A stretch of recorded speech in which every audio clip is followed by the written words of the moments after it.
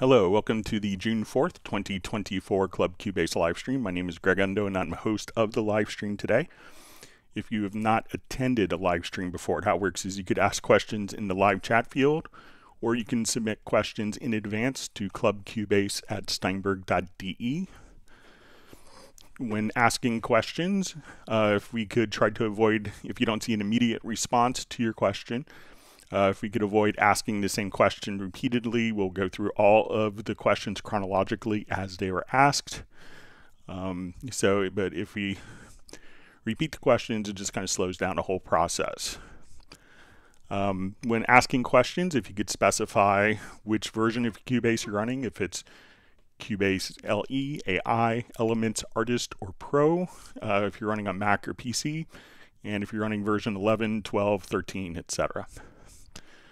All right, you should have an index of all the topics that are covered in today's live stream pinned to the top of the comments field with timestamps so you could quickly navigate. If you want to search for previous live stream topics, you could go to cubaseindex.com, and we want to thank Jan from Stockholm for creating that website.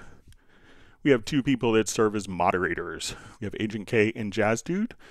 They just do this to make it a better community experience. So we'll give a special thanks to them. We also will give recognition to the unofficial Cubase Nation Discord, which is a wonderful resource of information for the Steinberg community. And Jazz Dude does a lot of work compiling different relevant information for that site. So we'll give him special kudos for that.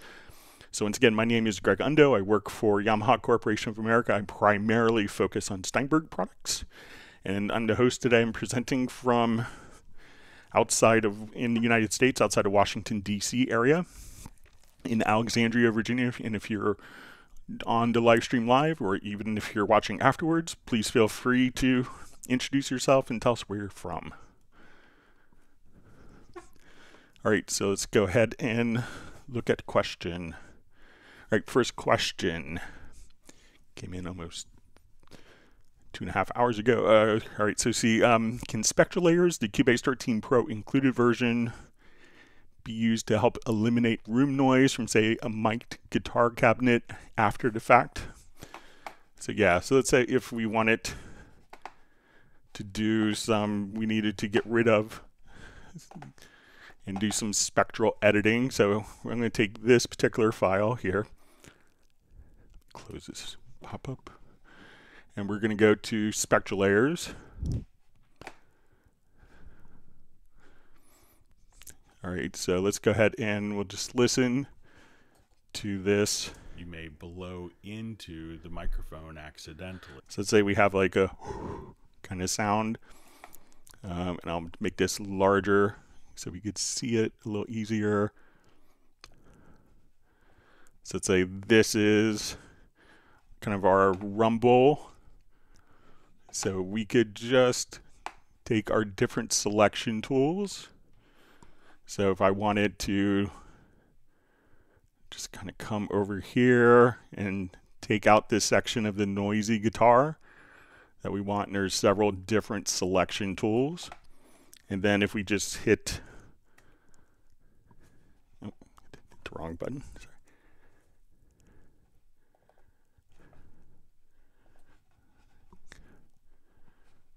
All right, so do that again.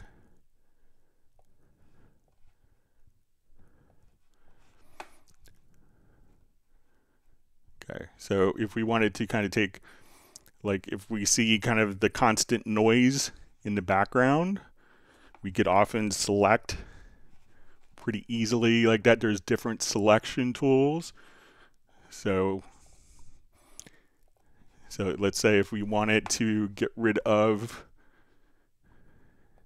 so if we wanted to just kind of maintain kind of similar frequency levels, so if you have like, you see the noise kind of being generated like that, or if we wanted to, at this point, take this particular section of the audio where we had the little kind of breath, we can now just come over here, and at this point we could just choose to delete that. So if we want to come over here, we could choose to make a new layer of that. So, and then we could just do different editing on different tasks. So we can just kind of filter that out right from there. Okay. Next question. Hi Greg, question. How can I pan my audio clip to the left side without panning the whole track and without using automation? Is that possible? Because I just want to pan one word of my vocal. Okay, so if automation is like a really easy approach to this, so let's go ahead and we'll take a listen. You may blow into the microphone. So if I wanted to automate this, so I'm not sure if you have fears of automation, but we could just kind of come right over here. You may blow microphone accidentally. All right, so, and let's come over and just kind of, we could see that we're going to have our pan automation. I'll move this track up higher so we can see it a little easier. So at this point, if we wanted to just say, okay, I want this word to be panned, you know, we could just come over and do that. Now, if you don't want to use automation, what you could do is probably just add another audio track. I'll make it a stereo track. And I'm going to use the range selection tool. And I'm going to just hold down, and I could just move it to this particular track. Let's select this track, pan. So now we could just have this one phrase panned independently. Below. So let's below. I'll just not have that selected, sorry. Below. You may blow into the microphone accidentally. But, you know, check out in Explorer automation.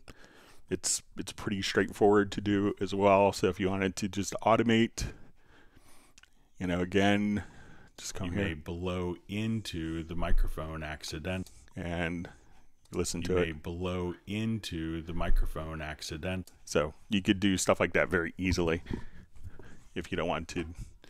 But, you know, I think it's a pretty common use of automation. I see Rob is suggesting the same approach. All right, so we see from Parabot 2, hi Greg, can you show any settings that may be stopping the metronome from sounding? Thank you. Okay, so the metronome could also be routed through the control room. So if you have the control room active, so say I put my metronome on, and as we're playing, you may see in the control room this little icon.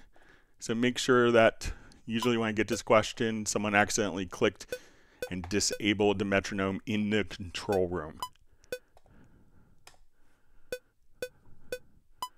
So try to make sure that that is working, and that'll probably resolve it for you. All right, we see Tim K says, grateful for the opportunity to be joining once again from Zeist, Netherlands. Wonderful to have you on. We see Jan from Cubase Index. All right, so we have a question. Sorry. I see the question. My native instruments always fails to load up when I reopen a project. I have all my NI content stored on an external hard drive. So I'm not sure if that's going to be a Cubase issue. So if the instruments aren't loading up, so I'm not sure if you're running the VST2 or VST3 versions. Generally, the VST3 versions, the plugin will get installed to a common folder. But maybe if other people, I don't use my native instruments programs a lot, but I've never had a problem with them not loading up. So, but maybe if other people have had issues, so I'm not sure if it's, maybe a setting within the NI software where it looks for the content for the first time. So it could be something like that, like a little link to where the content is. All right, so we see Soren from Sweden. We have Tiago checking in from Brazil. We see John Costigan from Kenosha, Wisconsin.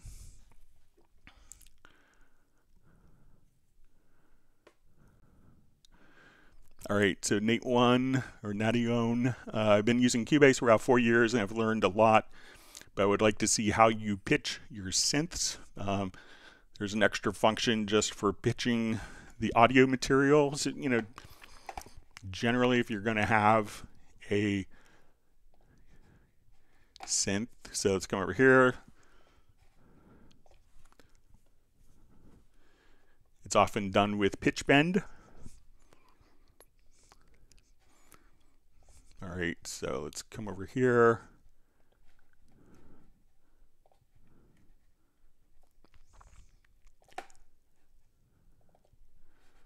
All right.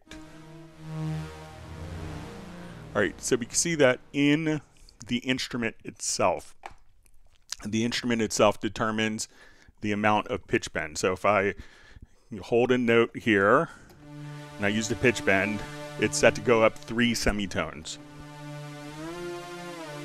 or down 3 semitones. A lot of times synths may default to 2 or 1 octave. So let's just come here and we'll make it 2. So now if we go to a particular MIDI event, so the MIDI message that you want to do for pitch bend for instruments is going to be pitch bend. So it kind of seems like a MIDI CC. Technically it's a MIDI system common message, but I'm going to go to the setup here and we're going to say, we're going to show the semitone grid and we're going to set the pitch bend range here to match the pitch bend range that's in the instrument. So now if we, let's say we draw a note in,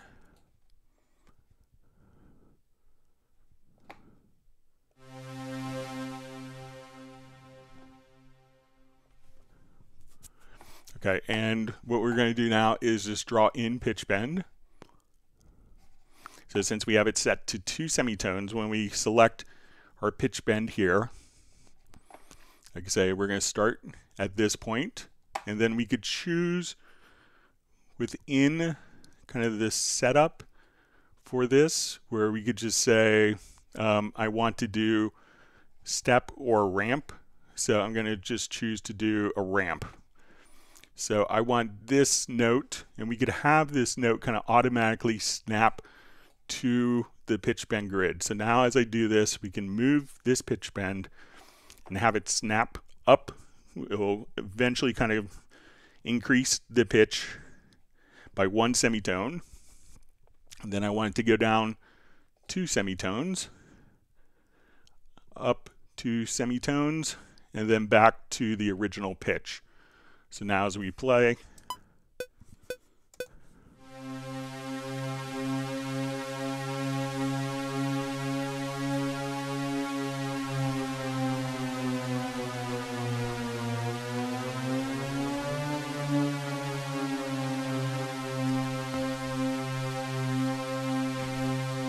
so once you go to the pitch bend setup, make sure that that matches, and then you could just activate this, and that way, it used to be in earlier versions of Cubase that as we would do this, you couldn't align it to the musical grid, but now you're able to do that, and you could have it automatically snap to the grid right there.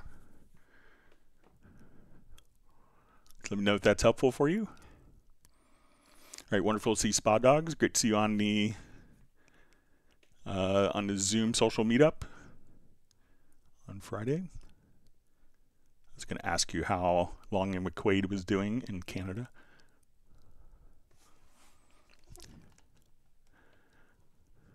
All right.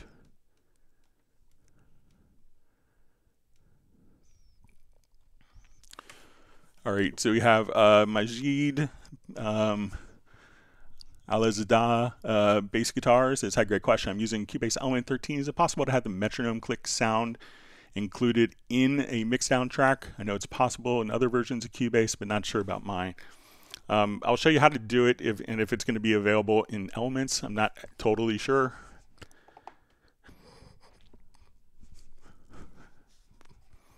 But what we could do is we're going to set up a signature track. Okay, so let's say let's have our metronome here. I'm going to set like maybe left and right locators. So I'll hit P and we'll set left and right locators. So if I want to render the metronome, so if we come over here, you may below to the microphone accidentally. So let's say we have our metronome on, and if we wanted to render the metronome, what you could do is go to your project menu to signature track and say render audio click between left and right locators. So I set my left and right locator, and I could select an event and hit the letter P to automatically set that. So now we'll say render as a click track, and at that point this is our audio file of the click track. So we go to look at it. So that's how we've rendered the click track. So let me know if that is functioning in Cubase Elements. If not, I could probably show a different way of doing that.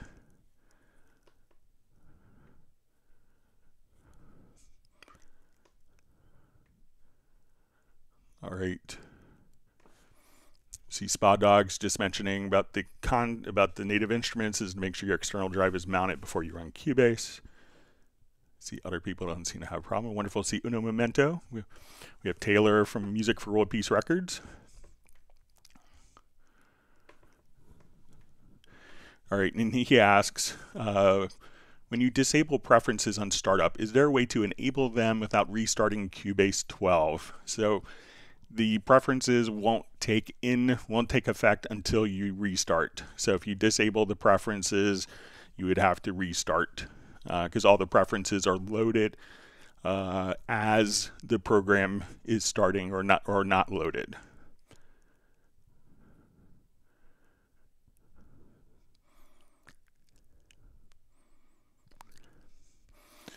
All right, and also Taylor asks, does Retrolog have a ring modulator? Let's take a quick look.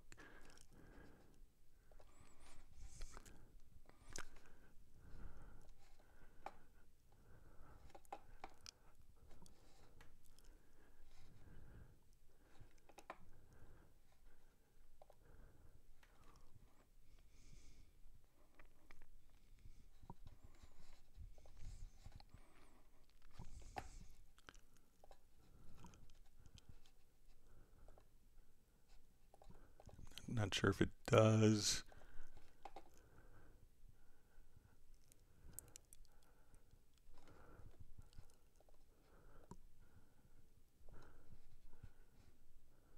I mean, I guess some people could consider maybe resonance a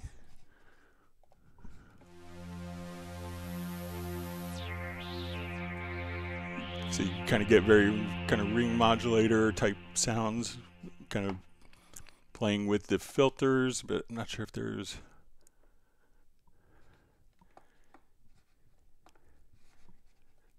just see if there's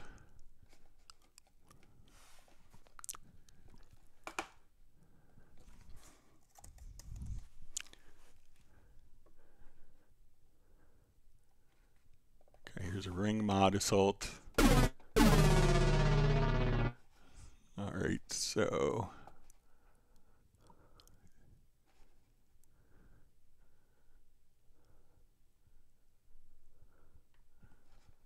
looking at the alpha.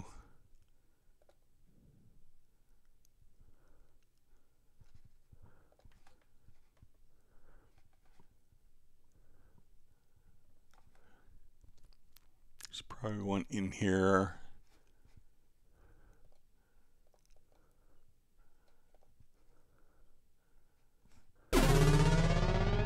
Oh, right here, I'm sorry. So we'll just come here to ring modulator, on and off right there. Sorry for being so dense with that. So come here, turn this on.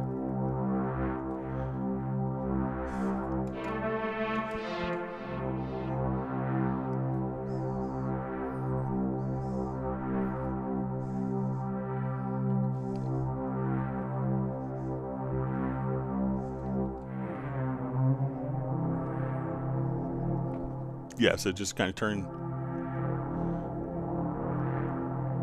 right there. That's where you see the ring modulator.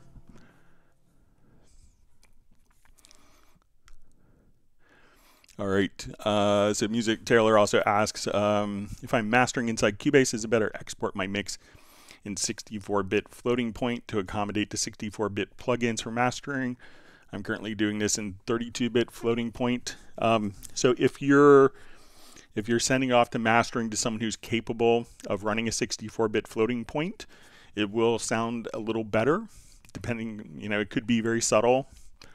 But I think most mastering engineers would appreciate but there's a good chance that not all of the people that if you're going to do 64-bit floating point can actually play a 64-bit floating point file. So just be aware of that.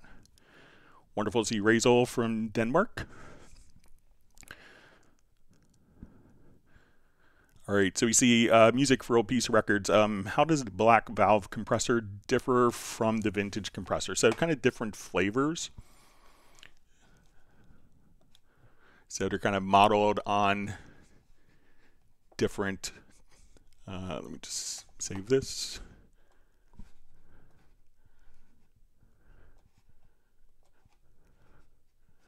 So they're going to be modeled on kind of different classic compressors. So we'll just listen to them.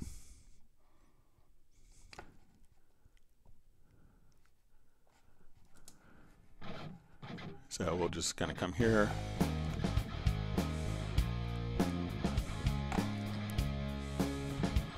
So we go to black valve.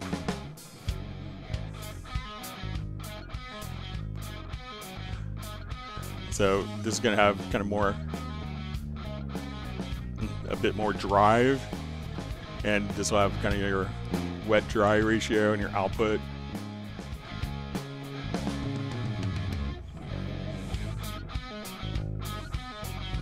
And we'll compare it to the vintage.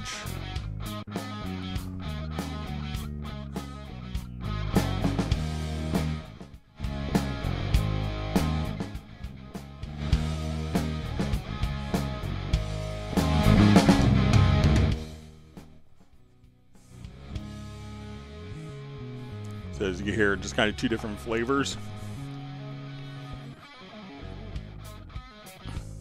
So they both sound really good, and they're kind of just emulating kind of different classic vintage compressors.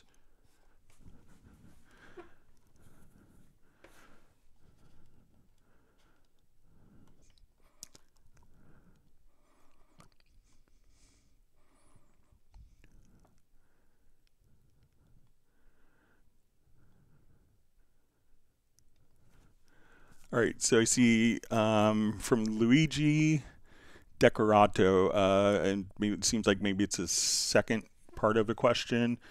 So it just says, area, can I view them as before, title bar and menu bars on the same line? Thank you. So maybe if you could ask the full question, that would be helpful. Seems like maybe the first part of your question got cut off. I don't see it earlier.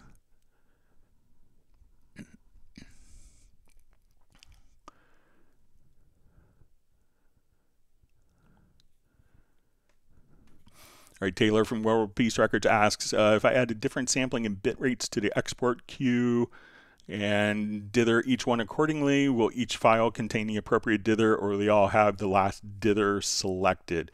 So I think it's going to be based on what the settings are for your particular dithering. So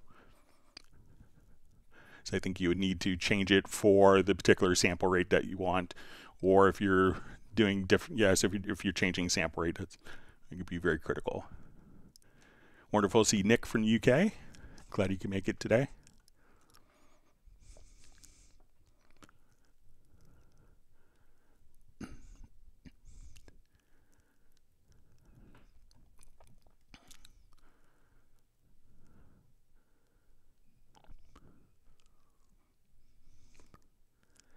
Okay, so we see from Majid bass guitar. Thanks, Eric. I checked this function rendering signature track for having the metronome click in my track, but I couldn't find it. Can you please show me an alternative way? Okay.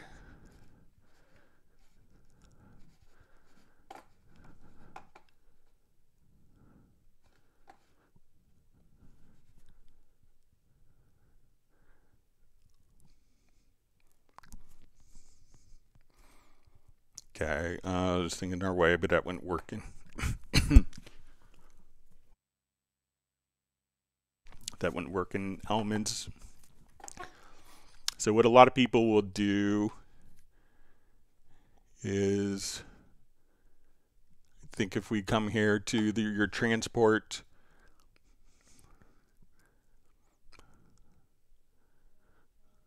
so let's go to the metronome setup.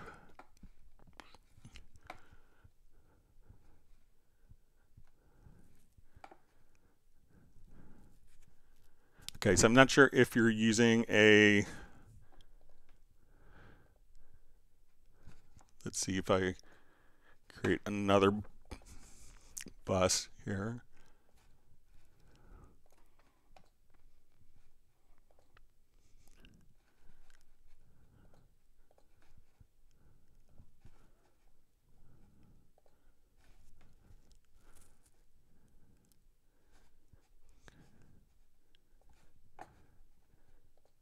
Okay, so I'm going to route this out, my metronome, to stereo out 2.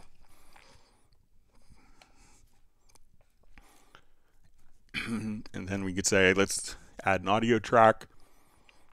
Want to connect to a bus. Outputs stereo out 2. We'll say add track.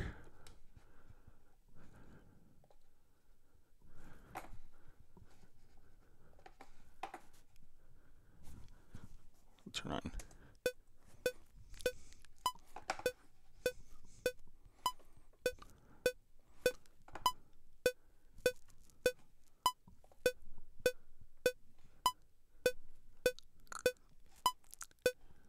Right, it's not internally.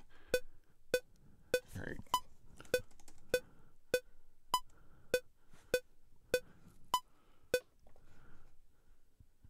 All right, so it's not going to route it internally. So you might have to do is to send it to a virtual instrument, something like Groove Agent. So let's come over to, we'll add an instrument track.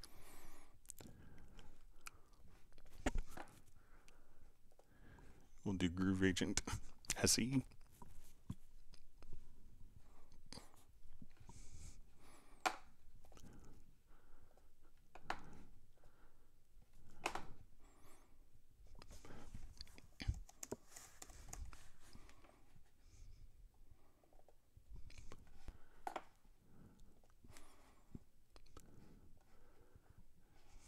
Okay. So let's go to our transport.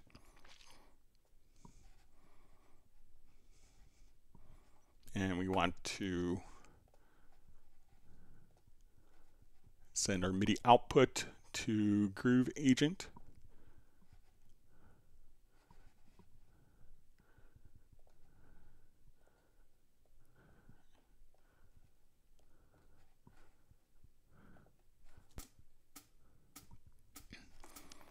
Okay.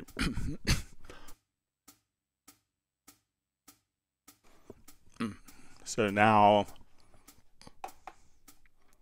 we could add an audio track, set its input from Groove Agent. I think you could do this in Elements and then place it into Record.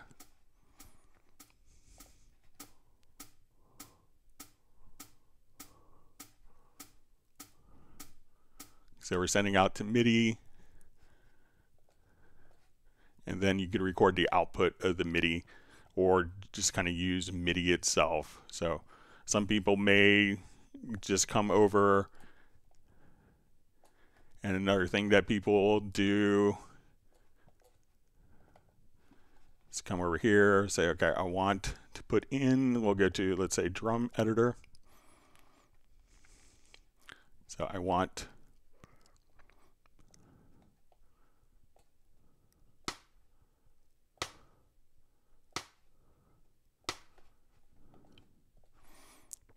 and then we could just have this copied a bunch of times. And then I could select those events and come over here and do render in place. And then you could have your click track rendered that way. So see if you're able to do that in Elements.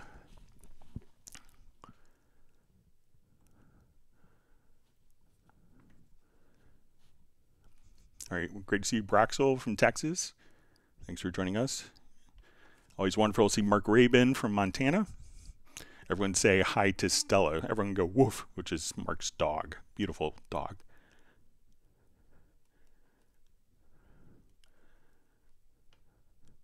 Everyone give virtual dog treats to Stella.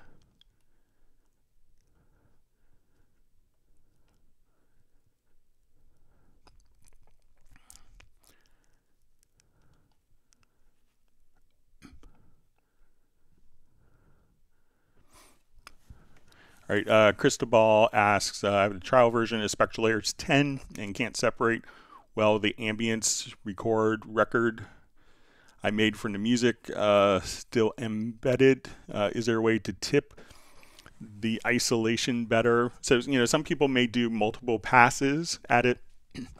Obviously, Steinberg has announced next week on the 12th that there will be a live stream showing the new Spectral Layers.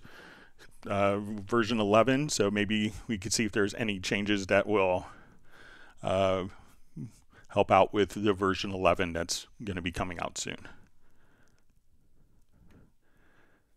All right, so we have FlyVE, just says, hey Greg, and Cubase fan from Canada, Vince here.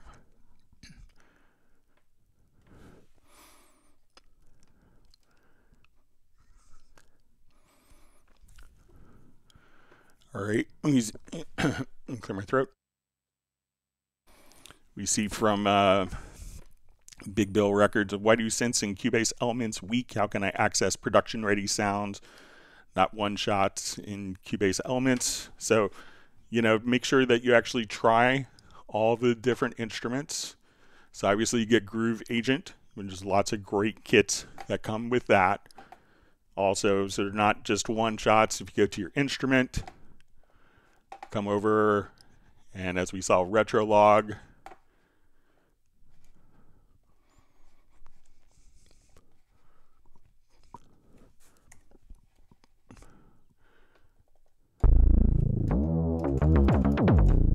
So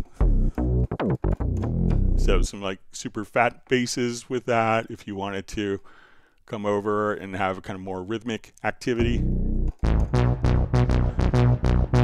And I'll just up the tempo here a bit.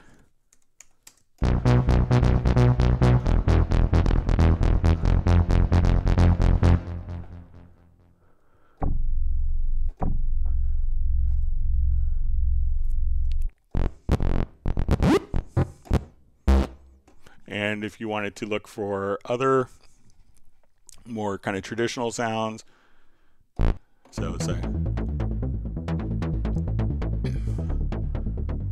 just kind of hitting one note and it's kind of like a whole track. And also check out all the wonderful sounds that come inside of Hallian Sonic. So when you come over here, you'll see Hallian Sonic. And check out all of your different instruments that come with this as well. So this is kind of a player of samples and synthesis combined. So there's lots of great options. Make sure you explore all the presets.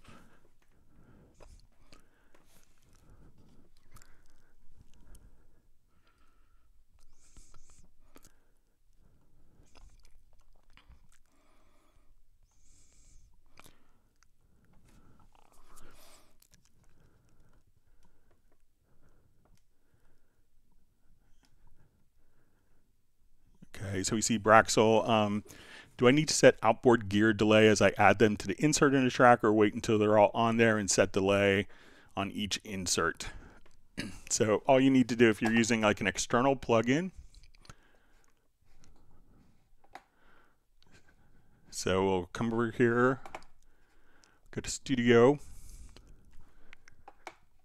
to Audio Connections. Let's say we have some external effects. So let's say I have a distressor, and so once we tell it where it's going in and out of, I go to this particular audio track, we'll go to our inserts, we'll see external plugins, we open this up, and then once you open it up, that's the good time to measure the delay.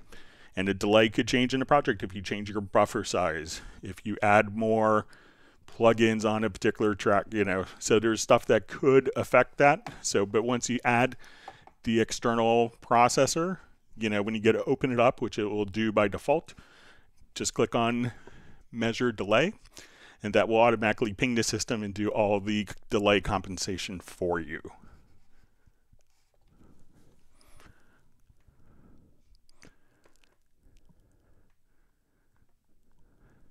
All right, wonderful to see Daniel on, saying hi to me and everyone, and he wants to learn new stuff.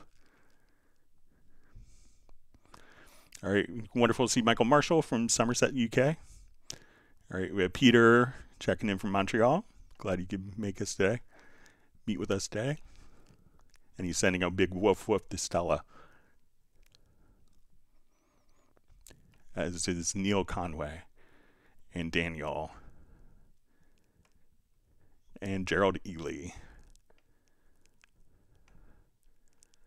All right, so we have Eddie from Brazil checking in. And we see Val from Vienna. Thanks for joining us today. All right, we have Pertti Komenin checking in from Finland.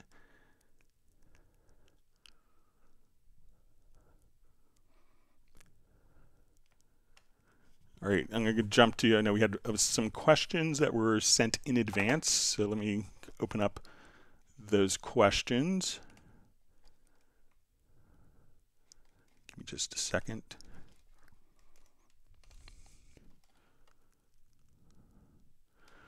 Okay, so let me just open up project.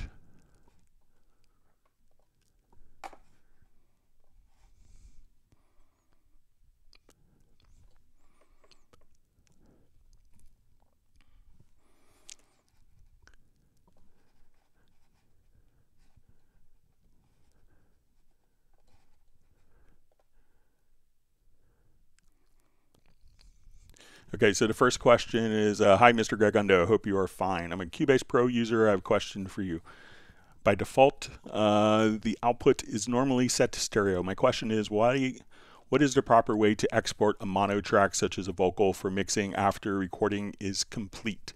Thanks, and hope to get the answer during the Cubase live stream on June 4th from KS. All right.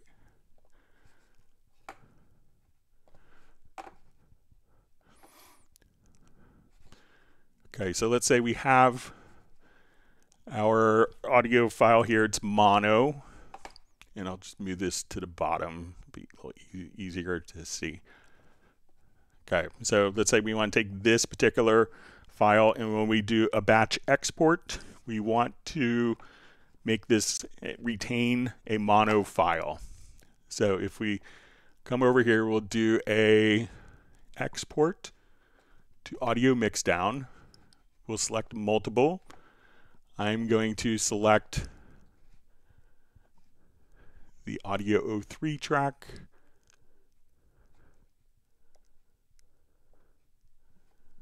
Okay, so I'm going to select that particular track. And when we do this, we see effects. All right, so if we say inserts and strip, and I take this, so let's say I have on this particular track, I will come here, we'll put an insert on, let's say we'll do black valve, and I want to do a bit of EQ. Okay, so now when we select, so when we do multiple, we're going to select our audio 03, and when we say disable dry. This would not go through any processing, and I'm going to create an audio track in the project. So we'll say export audio. All right. Make sure I just have that.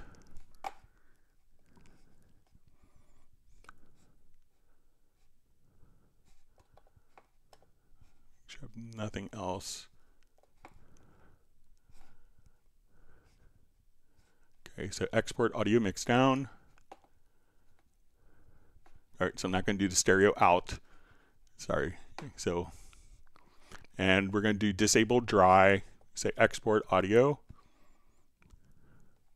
And we look, then that's going to be mono because we told it not to go through any of the processing. If we do this again,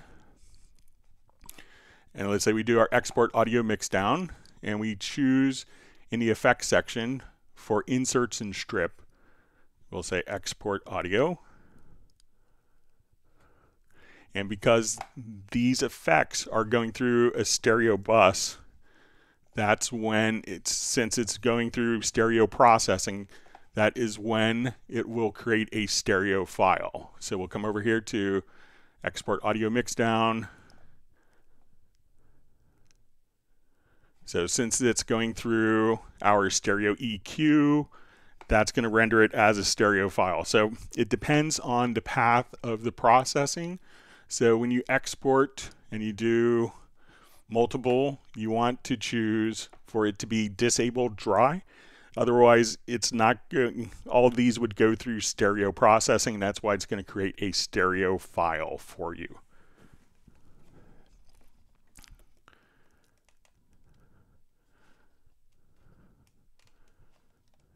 All right, let me jump back to see if we have more questions on the live.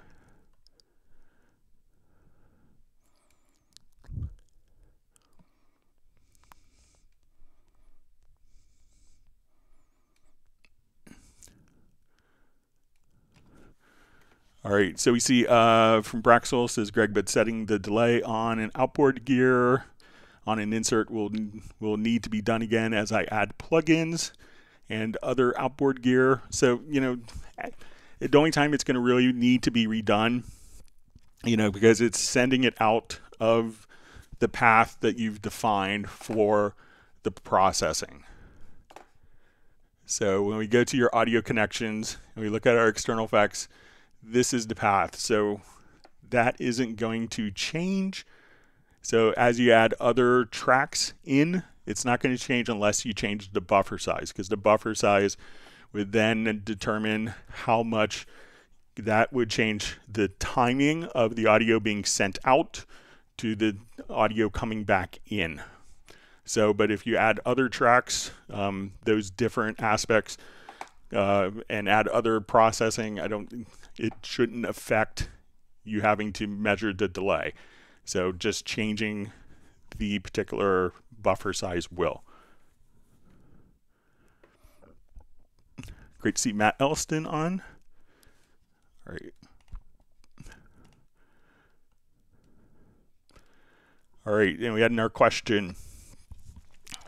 How to break a multi-song, multi-track live recording so each song is a unique project. Okay, so I'll just hide a couple of tracks here.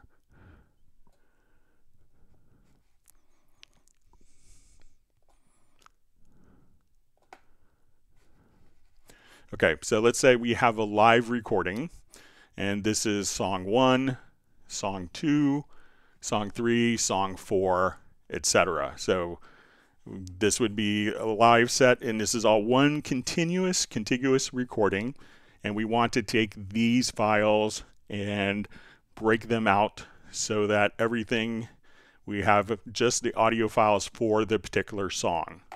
So what we're going to do is we'll come over here. I'm going to set a marker. So we're going to add a marker track.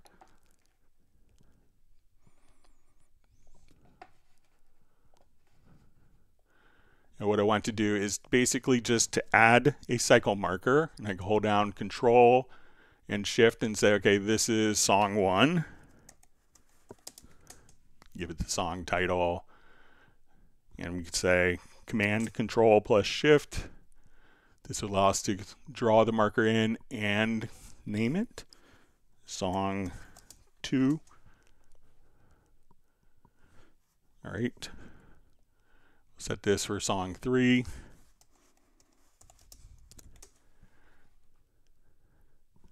And now we'll set this for song 4.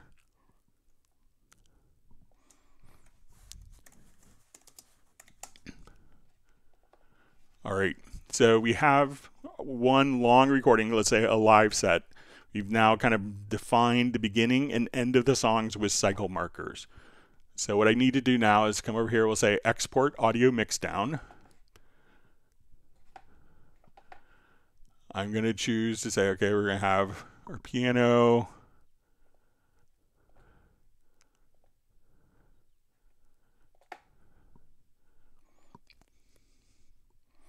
Okay, so we have our tracks listed here. And what I want to do is we'll see the export range. So once we have the export range, I'm going to say, let's do song 1. And what we're going to do is we're going to create, I guess we'll just do audio tracks. And let's go ahead and do song 2. And we could place the path if we wanted to put them into a different location. So now I'm going to say export audio.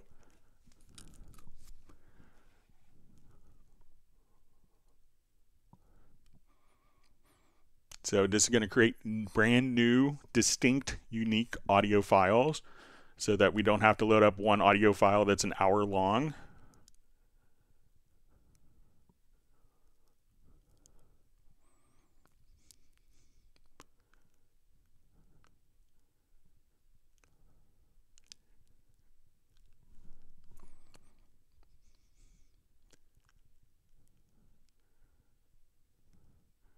All right, so I think we're on song 3.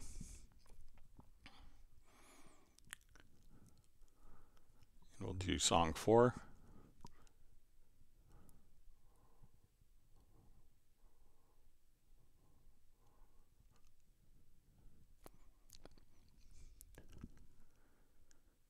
Should be wrapped up here in just a second.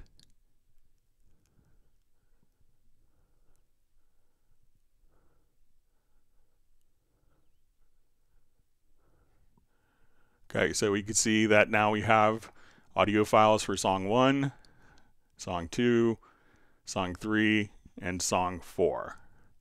So once again, within your long audio files, set the beginning and end, define the beginning and end with cycle markers. And then when you go to export, we'll say do your export audio mix down. On the export range, we don't want to choose locators. We want to choose our cycle markers, and then hit export, and all the new files will automatically be created for you just like that. So let me know if that makes sense.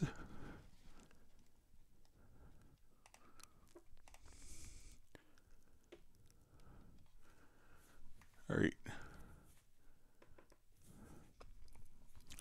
All right, Pedro asks, hello guys, Cubase running on Windows is same performance as running on a Mac. Also, can I do complete mix, editing, and mastering on Cubase Artist, or do I need a Pro version? Thanks a lot. So you could get equally great performance on Mac or PC. It's really a personal preference. And you could definitely do all of your mixing and editing. We do have a dedicated mastering program depending on what your definition of mastering is. If you want to take your final stereo mix down and do processing on it, you could do that in Cubase Artist. The Pro version will offer more extensive work if you want to work with Dolby Atmos, more scoring, and some additional plugins and surround sound. But I would say that you could definitely get a lot of work done in Cubase Artist.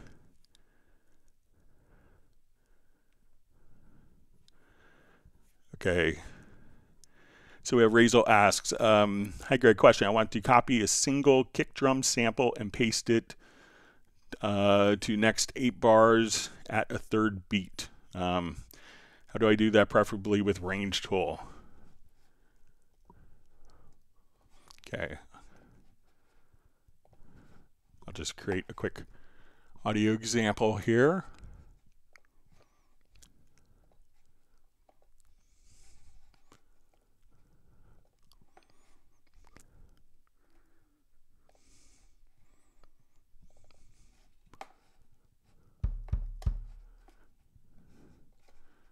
Okay.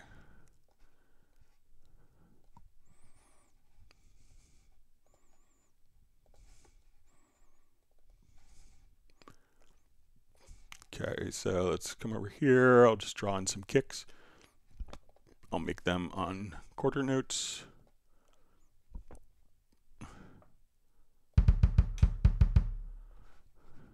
Okay.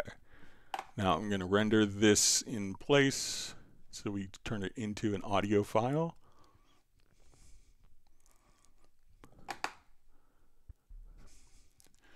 Okay, so I want to copy a single kick drum sample and paste it to the next bar on a third beat. All right, so if you want to do just like a single sample, what you could do is say, okay, I want to take this particular sample here.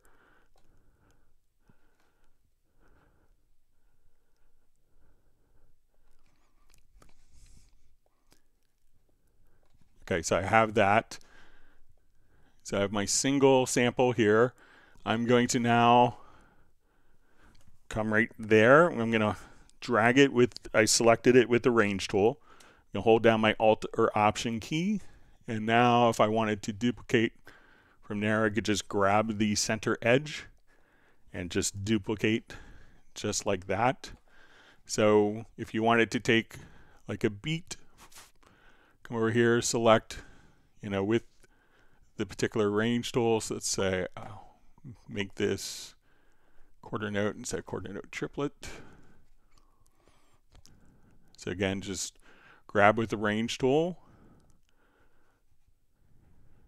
You can see it on a grid here. It's going to kind of snap, hold down the Alt or Option key, and then at that point, and if you wanted this to only be on beat 3 and you wanted that pattern to repeat, I'm going to select both of those measures with the range tool.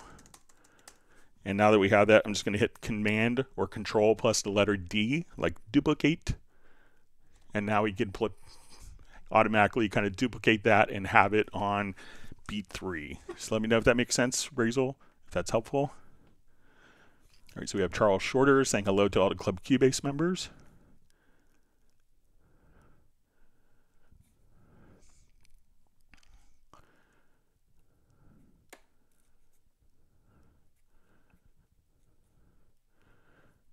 All right, so we have a question. Is it possible to save tracks, save tracks, groups, and folders in one preset? So you don't even really have to save it as a preset. So let's come over here.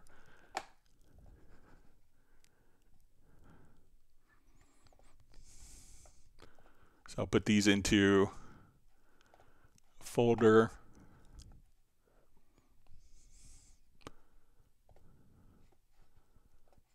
All right, and let's route all of these tracks. I'll move this track into the folder. I'm going to now route all of these tracks to a group channel.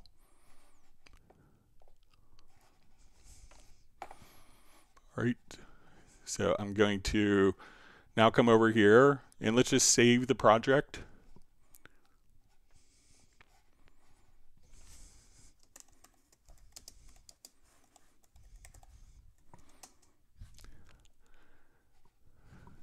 Okay, so I'm going to close this project and we'll do a new project.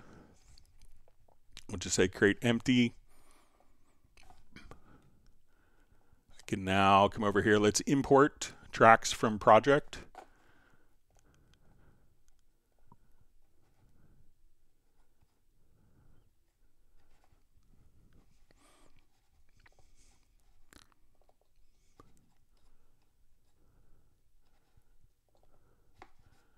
right? So this is the project.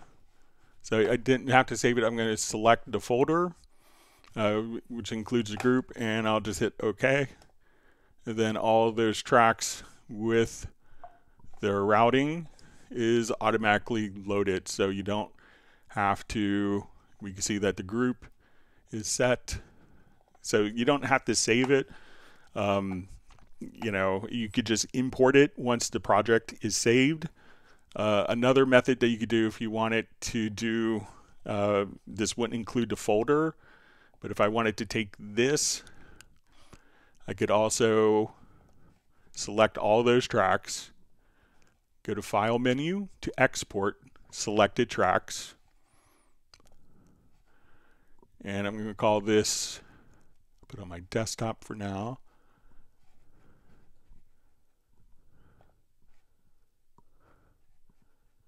Sorry, let me just.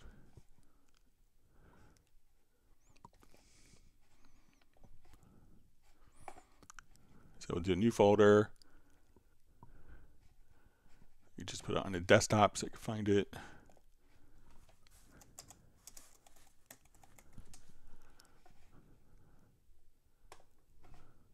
Okay, so I'm going to blow out all of these tracks here.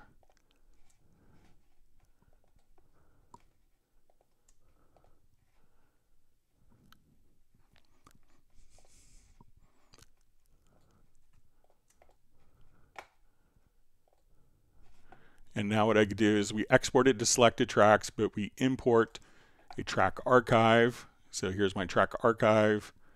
I would select all, and then all the routing and media would all be contained, but it wouldn't contain the folders.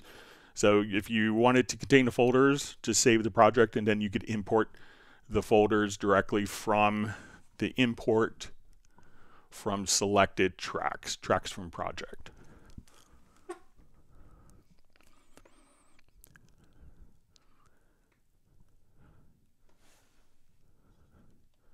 Wonderful to see Michael Teens on the live stream from Weatherford, Texas. Thanks for joining us today. Always wonderful to have you on.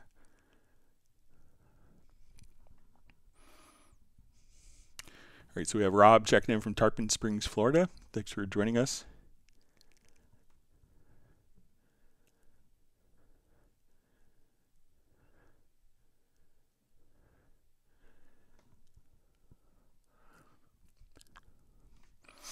All right, Puffin733 asks, using the logical editor, is there a way to select only notes, MIDI notes on the second beat of every bar within the 8-bar region?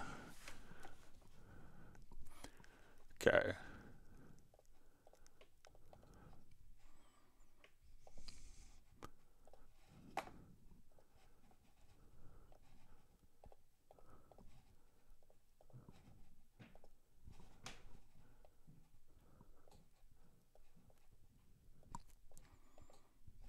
Okay, so I'm going to switch this over to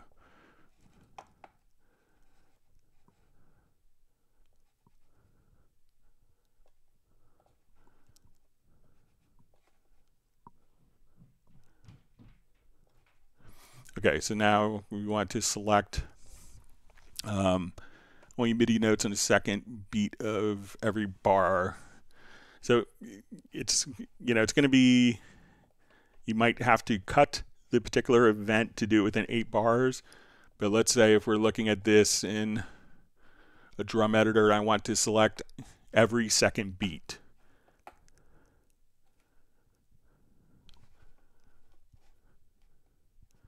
So we'll come over here and let's go to our logical editor.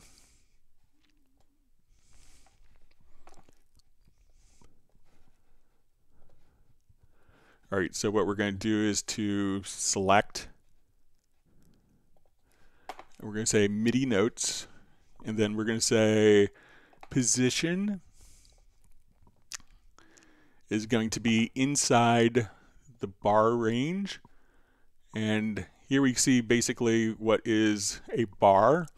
I'm going to just graphically select right around beat 2.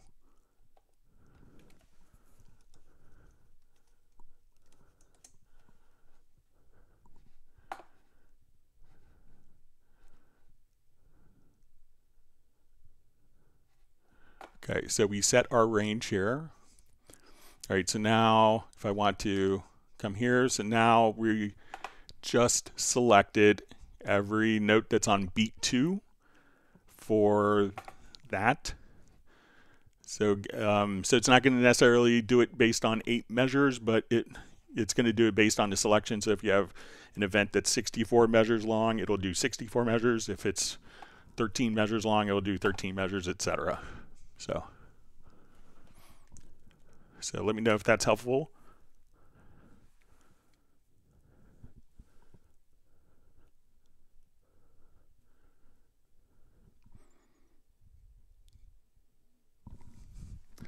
All right, so let me know if that makes sense. So again, we want to choose select, type is equal to note. We can say position inside bar range, and here you could actually just kind of draw in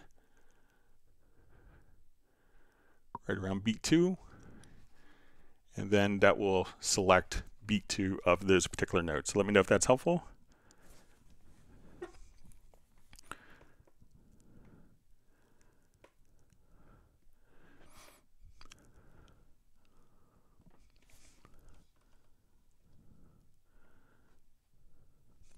Okay, reading through comments. All right, so we see Razel just asked Greg, how do I use ASIO latency compensation icon in track for VST instruments? Thanks. So if you are running like a track, so let's say you have a plugin like a MIDI instrument. So let's say if I'm here, I add an instrument track. All right, and now if I load up a quick kit,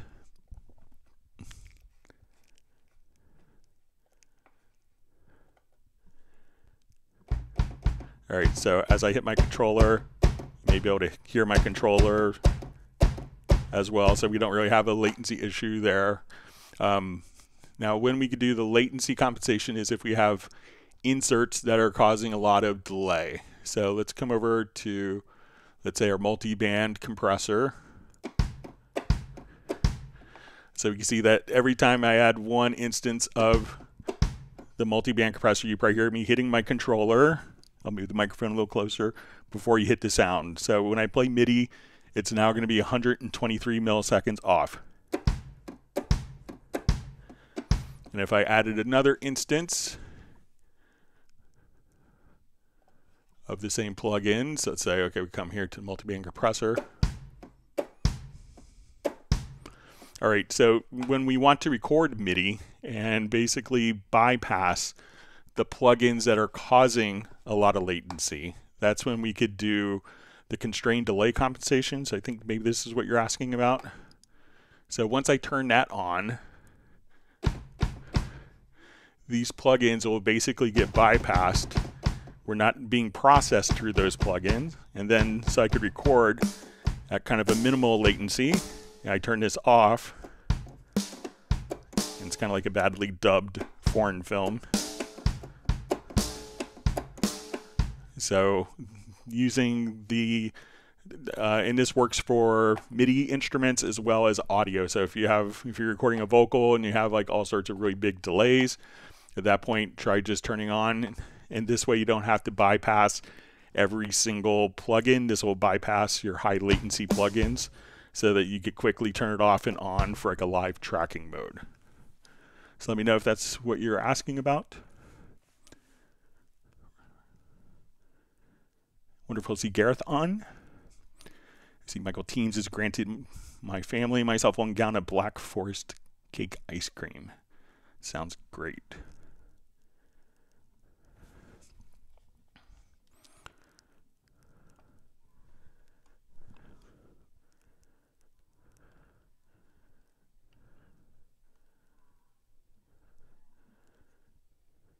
Okay, so we see Puffin733 with the logical editors is perfect. Thanks, got it.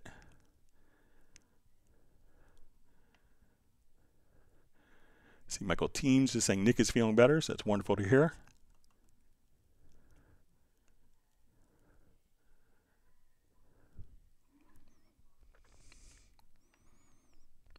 All right, You see Gareth is happy. All right, let me go to some of our questions that were sent in.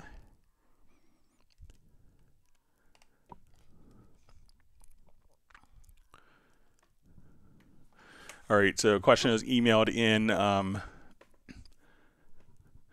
Was how do I work with the independent track loop? All right, so this is a great kind of hidden gem feature.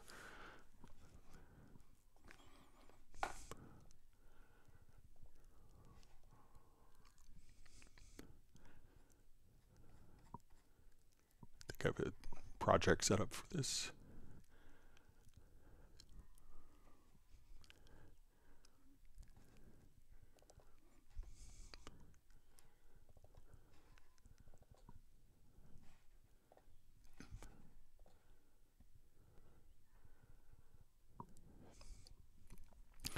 All right, so what the independent track loop is going to allow us to do is to loop one part in an editor independently of the other parts. So I'm going to come over here, let's just listen.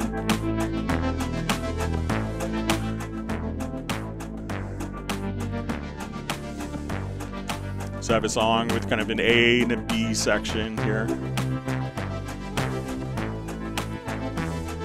And I want to build like a one measure, I want to build a simple drum pattern and then have this track continue to play.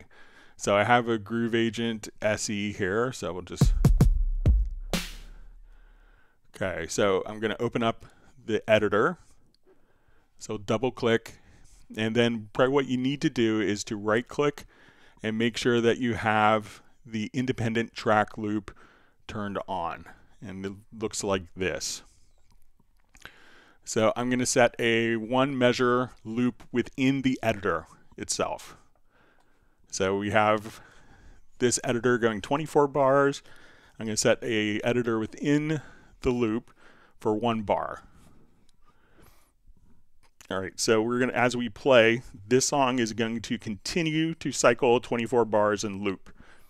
This editor is going to cycle a different time and loop independently. So let's say I want to come here.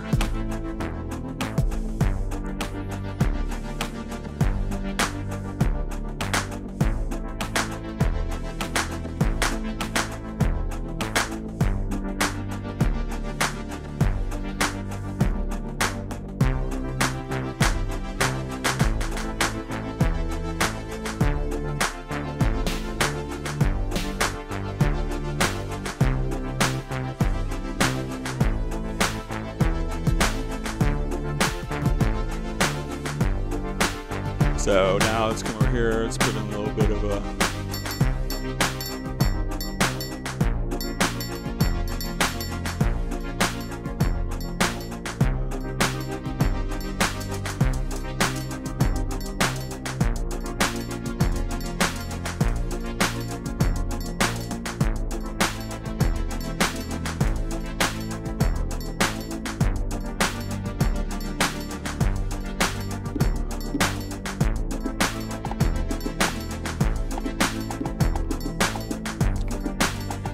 So now I can build a one measure drum loop, one measure drum beat while this is playing. Now if I close the editor at this point, what happens is the independent loop will stop playing. So if I come over here and I switch to my mix console, it now stops playing, but I'm going to come here and just drag this out from the right center edge.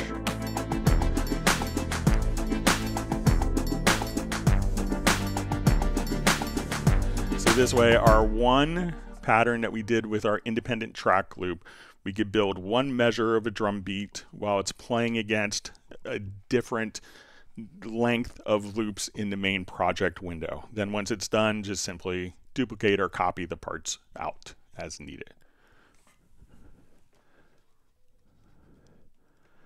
All right, so let me jump back to our live questions.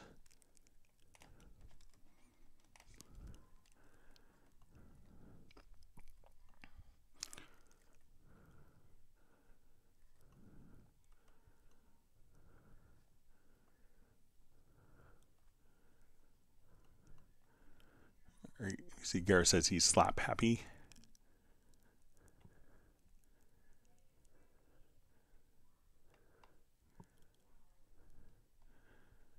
All right, wonderful to see Graham Witcher on from Royal Wooten Bassett.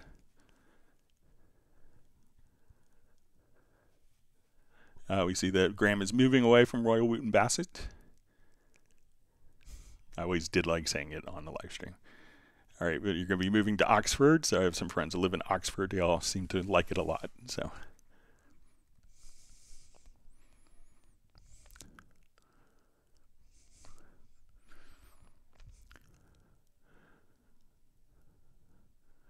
Okay, so we see from Razel, it says, Greg, I mean the icon on the instruments track, not the big icon on the left-down side, ASIO latency compensation icon. All right, so let's say if I come here. All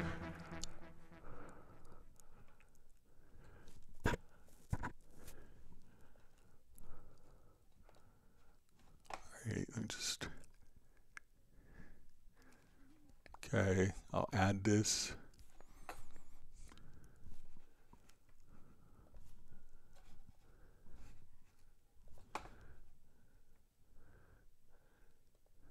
Okay, so this might be just on a particular track. So let's say I put on the master bus a latent plugin, the multiband compressor.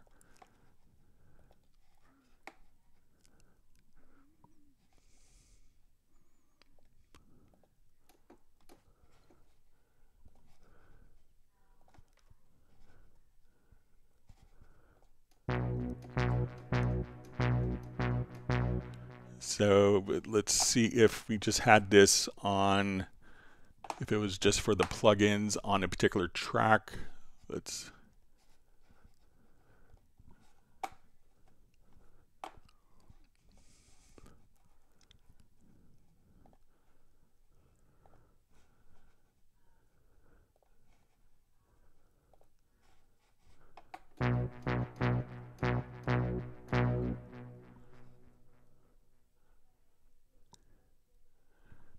so I think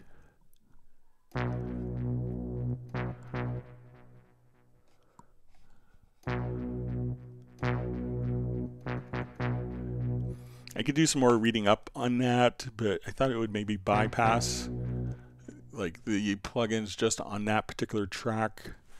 But I could do some reading up on that and have an answer for Friday. Sorry about that.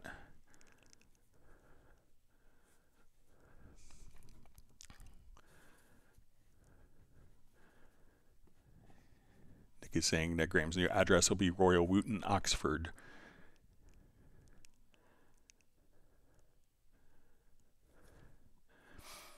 All right, so we see from Michael Teams, just says, I want to create an instrument track and an audio track at the same time. Can you show this, please? So I'm not sure if we could do both at the same time, but come here, let's add a track. So if I choose instrument, we could choose to keep this open. So let's say, okay, I want to add a Hallian Sonic, and then add an audio track. So it's not at the same time, but you could do them kind of right after each other. If you just keep this particular dialog, if you choose to click on keep dialog open. So let me know if that would work for you, Michael.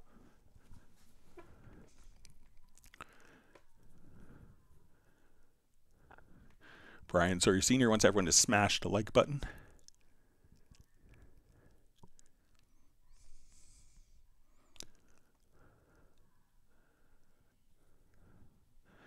Okay, so we see from Dwight Cunningham from the Bahamas. Sounds like a good place to be now. It says, Greg, I noticed in the project setup in Cubase, I'm getting a warning, sample rate wise, not matching hardware. Okay. So check to see, you might have to, depending on your audio interface. So sometimes when this happens, it could be that Like let's say we have my UR44C here and I'm at, let's say, I think I'm at 48K. Yes, I'm at 48K. And then I go to something maybe at the operating system level, like listen to something at YouTube. It could be that the other source, when you switch to a different program, that's changing the sample rate. Sometimes it'll, depending on your audio interface, it will switch back and forth effortlessly. Sometimes they don't. So it could depend on your audio interface, but you could always very easily, when you go to your project setup, you'll just come right over here, your project menu to project setup, and then see what particular sample rate, and you'll see a little message here. If you're going to record at 48K, but your audio interface is set to 44.1. So often switching different programs could switch to sample rates. In the old days of like Windows 98, when it would play like a system sound, it would actually play at a 32K sample rate. So that was always fun. People were like, why is everything sound so off?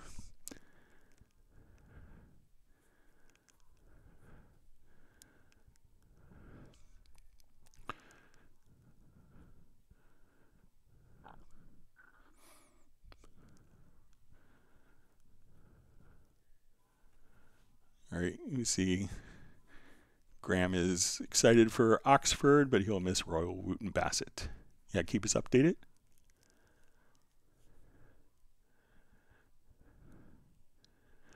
Okay, so we see GO just says, hi Greg, as mixes are referenced on mobile phones, do I place the mix to mobile sender plugin on stereo out or the monitoring path using the control room? I'm not familiar with that plugin, so if it's a plugin, you could come over, and if you're running Cubase Pro, I would probably run it in the control room. In this way, it's not going to have any impact on your exported files, and then you could use that as kind of a reference. So that's what I would do, is place it. So, excuse me, hang on one second.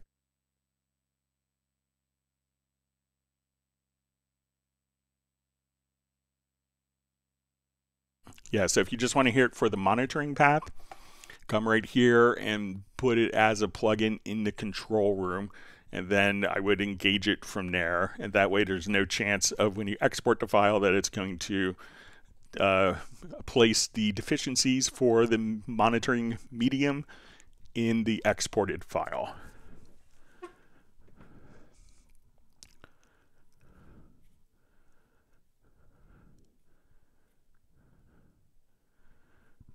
So Nick says he hit the like button, but it's still looking at me funny. Maybe someone could help me out and hit it again.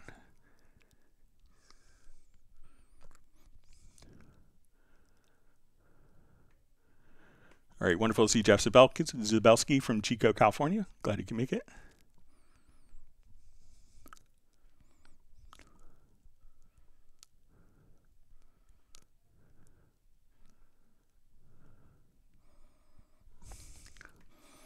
Okay, so we see Michael Teams says, sorry, Greg, I don't think I wrote that correctly. I want to make an instrument track and excuse me, hang on. And as I am playing, I want the last track's audio being recorded to an audio track. Does that make sense? Yeah. All right, so I'm going to take this and take this instrument here, or I'll just do brand new. So there's, go through the entire process. So I'm going to add an instrument track. So let's say Hallian Sonic.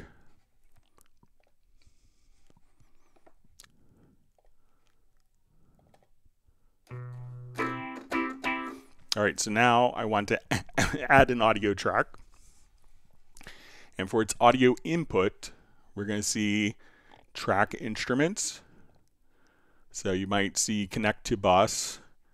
Then you'll see track instruments. Once you have an instrument loaded up, we set that as the input.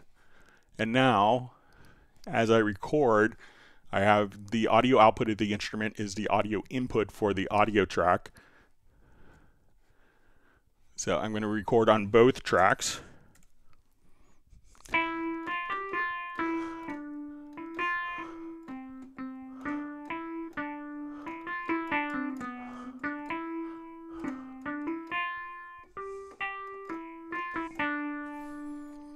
And now we can see that we've recorded both the MIDI and simultaneously the audio at the same time. So once you go to add the audio track,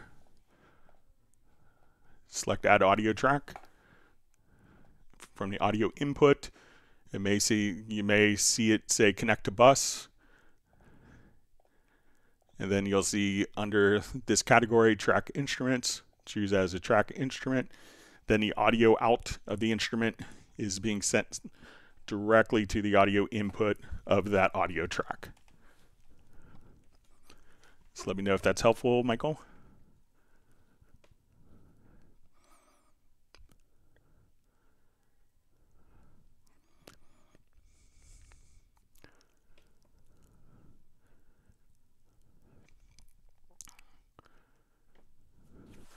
All right, so we have Nature Acoustics, Meditation Music, -3D Audio.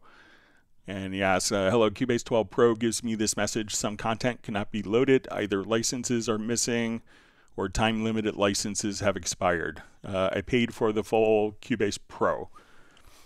All right, so this happens a lot when people go to the Steinberg Download Assistant. So I'll open up Steinberg Download Assistant.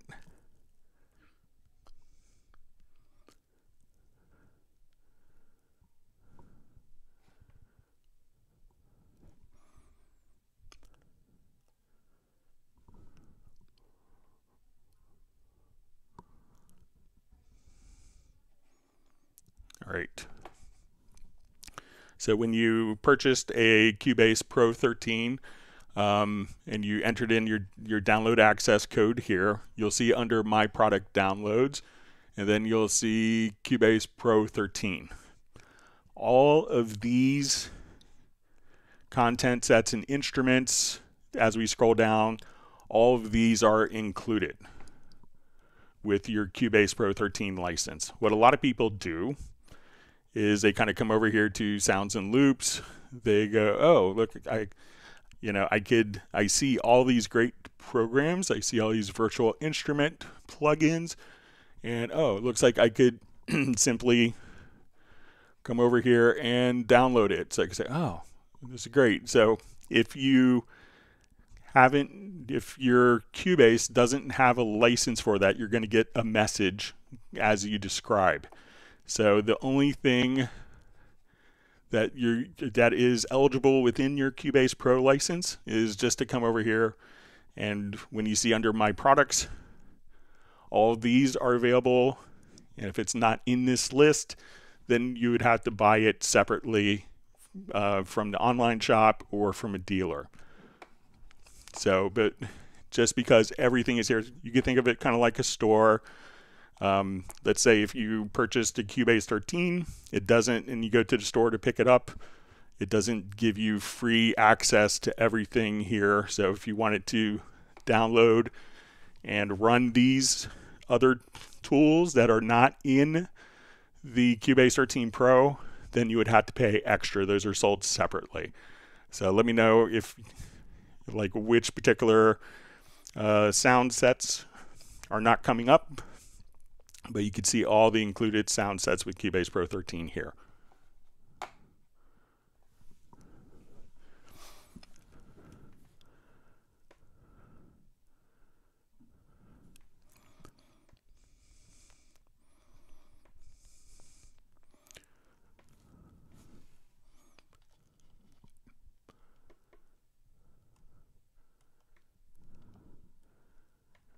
All right, apparently Gareth is telling me I'm the direct descendant of L. Gregulilius Maximus, ancient Roman emperor and inventor of the DAW. So that's very creative. Gareth is good. See Nick is just saying, hope you feel better soon. So Gareth's saying a lot of viruses are going around. So yeah, I think once my son is out of school, that will help. Okay, so Michael Teams, I just see it says, okay, got it, perfect.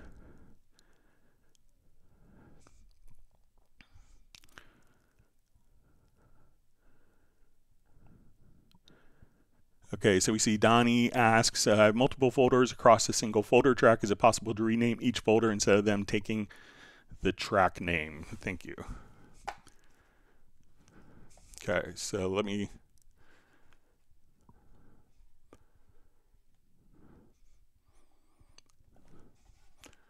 Okay, so I'm going to take these 3 tracks. We'll put these into a folder.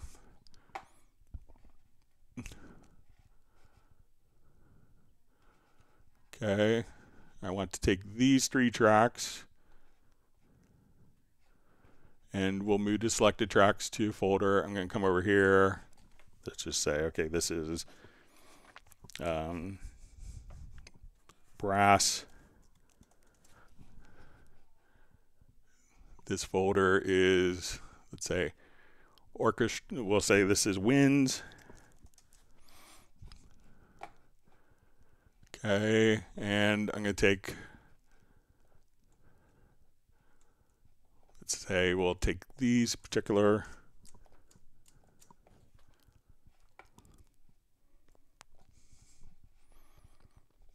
called strings.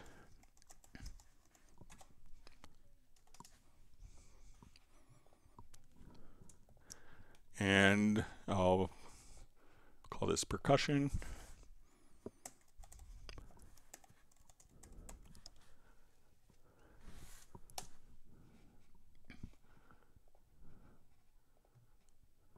Okay, so I'm going to take these particular 4 folders and I'm going to move these selected tracks and we'll call this orchestra.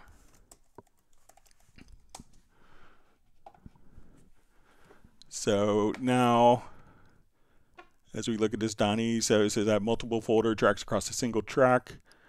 Is it possible to rename each folder instead of having them take the track name? So yeah, it looks like, I mean, just double click and rename the folder as you need to. So let's say if I want to create a subfolder, and we'll just call this Donnie.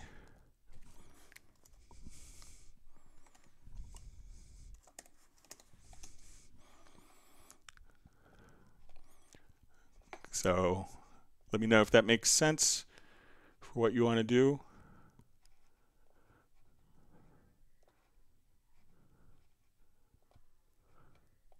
So we have multiple nested folders that could each be named independently.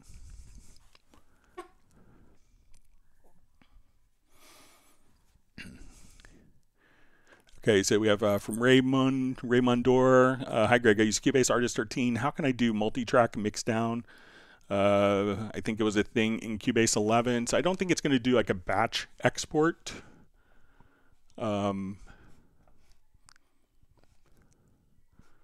So we'll jump over to this project here.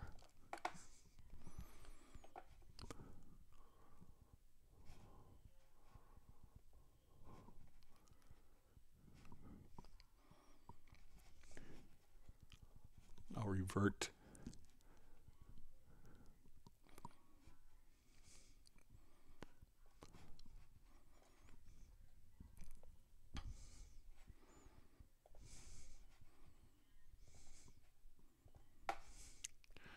Okay, so let's say we have this. So in Cubase Pro, there's a batch export. And what this would allow you to do is when you go to File, to Export Audio Mixdown, we could select all the tracks and we select multiple here, and then we could export each of these individually with all different effects processing. So I don't think that's in Artist, but I think what you probably could do, I'll just do like a small section here. And I think this will kind of get you to the same place in the long run. So let's come over here. I'll just make it a little smaller. But if I take all of the selected tracks here,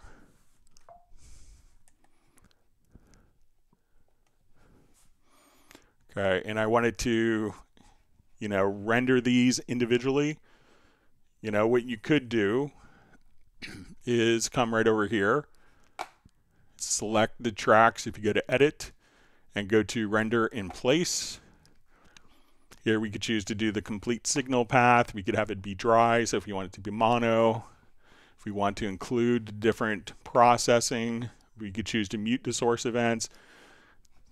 Since I have, if I have no events selected, and we go to render in place, I could also just disable source tracks. So when I come right over here, we can say render. Let me just select all those tracks again.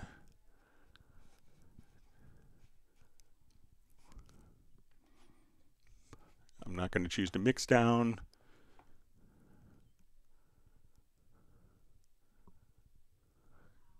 Let me just import that because I had these armed for record. Just stop that.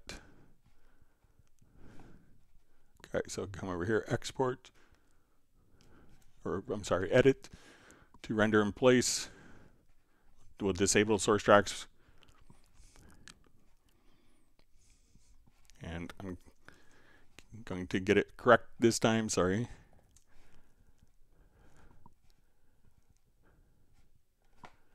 So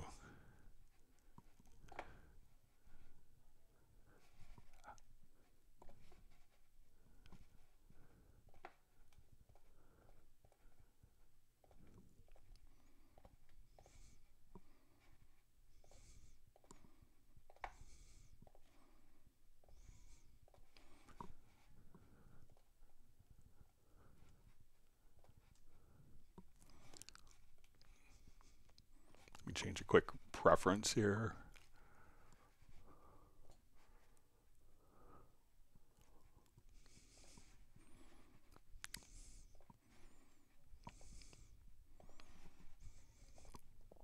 All right. Sorry, keep messing up.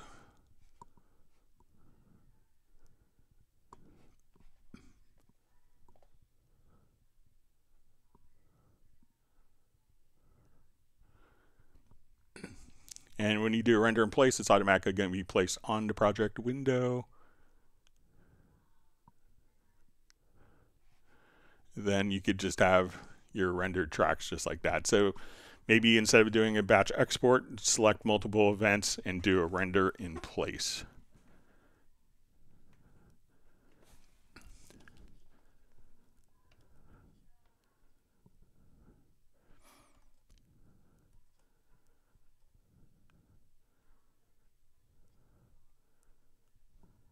All right, reading through comments.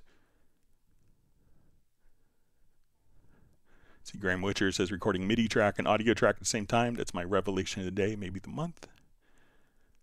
Dwight Cunningham just says great information. Kara says summertime is almost here. Time to open our DAWs.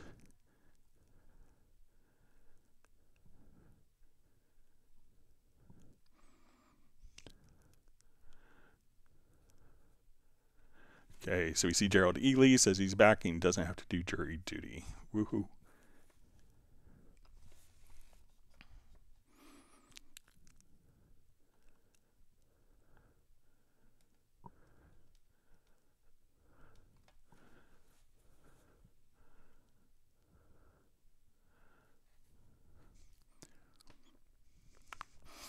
Okay, so we see from Donnie, just says, when changing selected MIDI tracks to follow chord track, holding shift while selecting different chord track options changes all selected tracks, but after the first time it only changes the top selected. Thank you. All right, so let's take a look.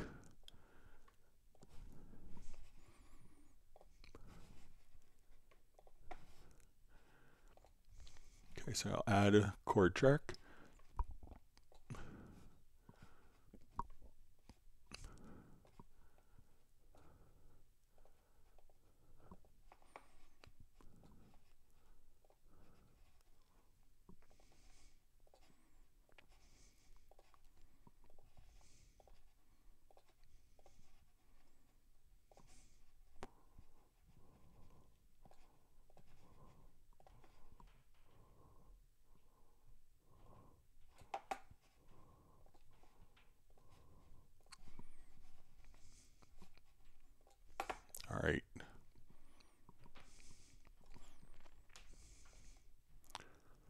Okay, so let's add some MIDI tracks.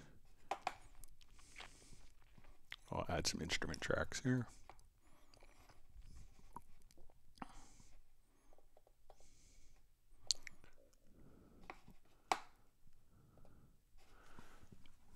Okay.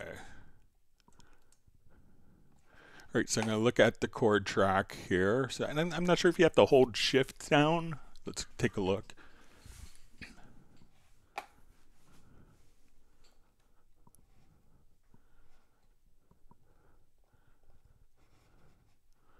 Okay, so I'm going to tell it.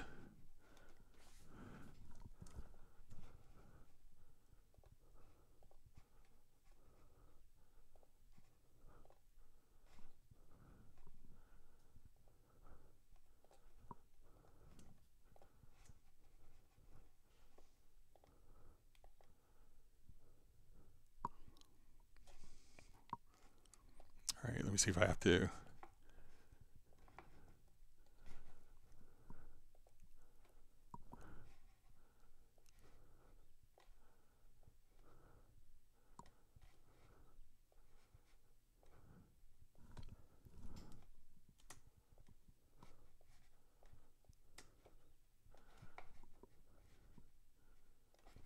All right, so let's set this.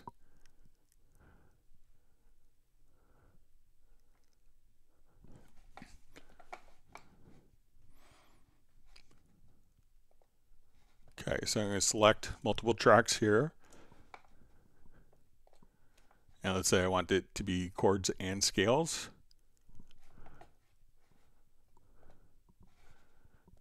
Okay, so. All right, let me try holding down shift. We'll say scales.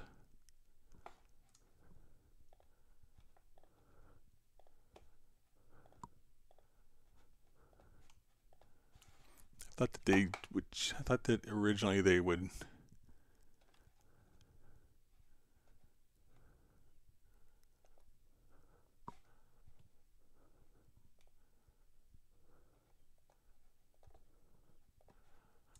All right, let me try a different modifier key.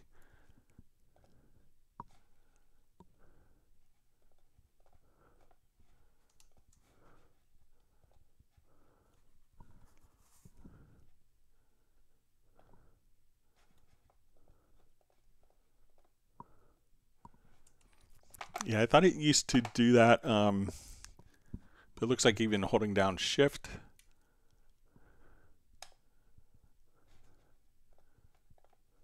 doesn't change. But I thought originally when the chord track had come in, I'll pass that along for something to be investigated. But I thought that it would immediately, all selected tracks would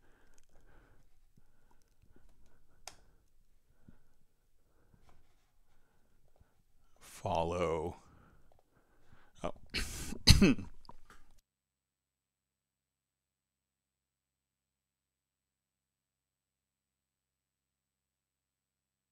All right, I'll pass that along. Sorry about that.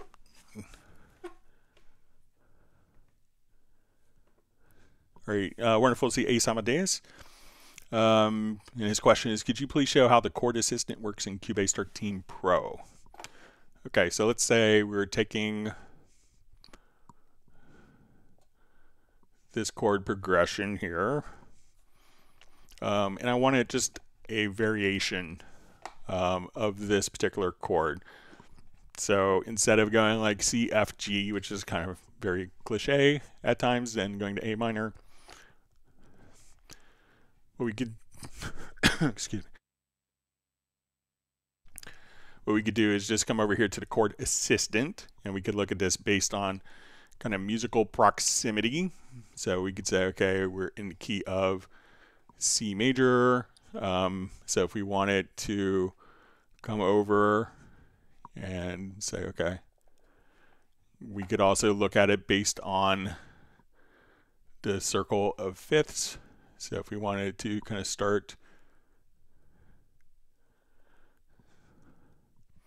so we could do that. But if you go to the list, what's interesting is let me just blow out the chord here. And we'll just add a new chord.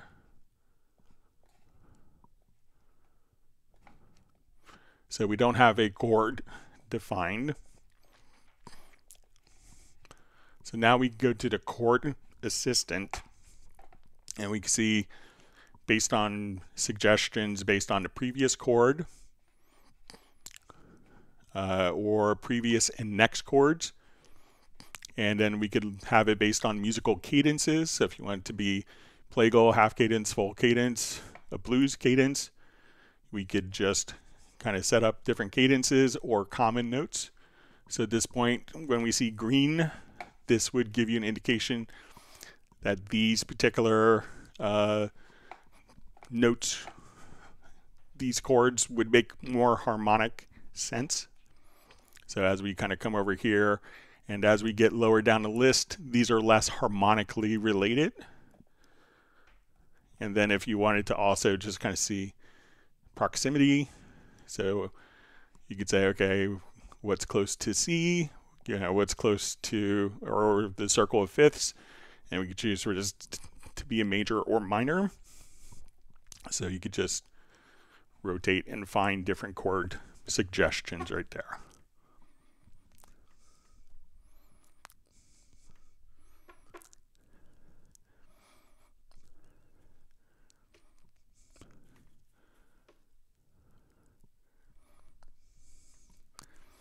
All right, so My Piano asks, how to use Groove Agent when you purchase some samples like one of Simon's jazz drums. Okay, so we're going to add a Groove Agent instance. Once we go to load up a kit, you could right click and say load kit with patterns. So let's say you want the Simon Phillips jazz drums. So these are all the different kits. So we'll choose the Simon Phillips jazz drums. Come over here. Let's say I want a brush.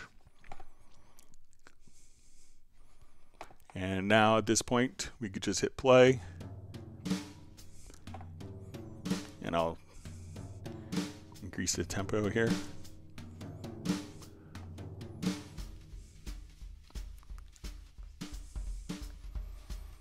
So again, all you have to do is right click on the agent, go to load kit with patterns. And then we could adjust the complexity.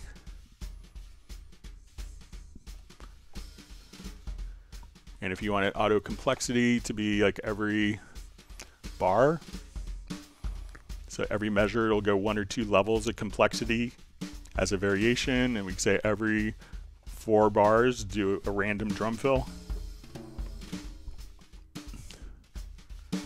And if we wanted to adjust our dynamics,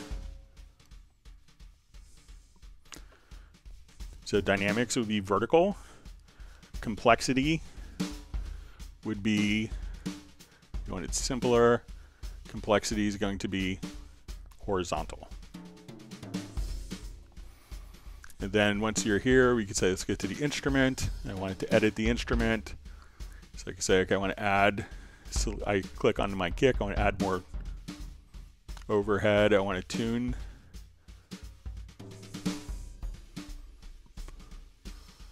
I want to take the snare, so if I click on the snare, I could just tune the snare now.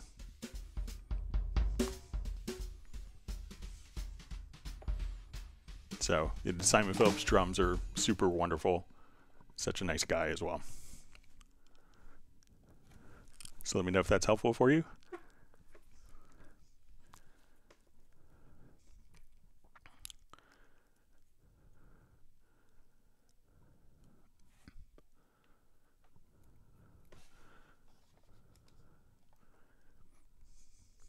All right.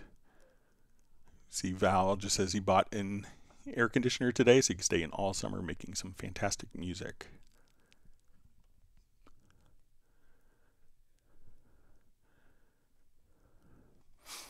All right, so we see from Val a question, what is the right order? Offline processing to vary audio to inserts? Is there a way to change that? So It really depends on what the track needs. So I would tend to do all of the editing. You know, like if I was doing like a vocal, just load up a quick project here.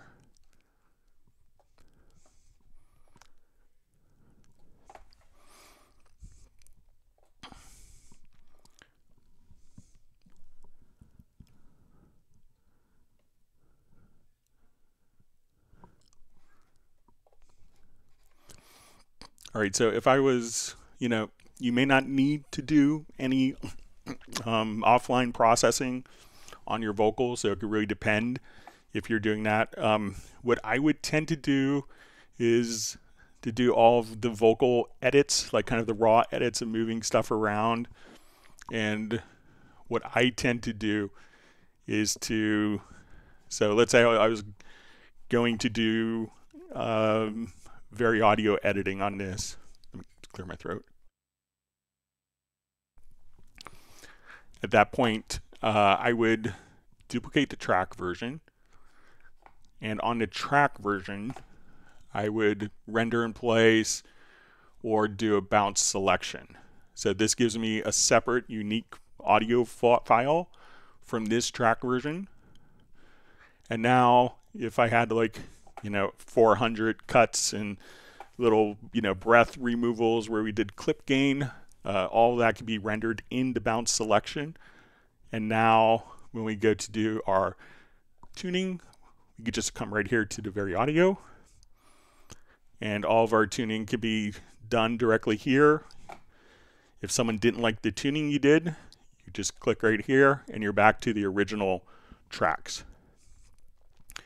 And then you could have your tuning at this point, and then you could apply any inserts if needed. So that's probably how I would approach it.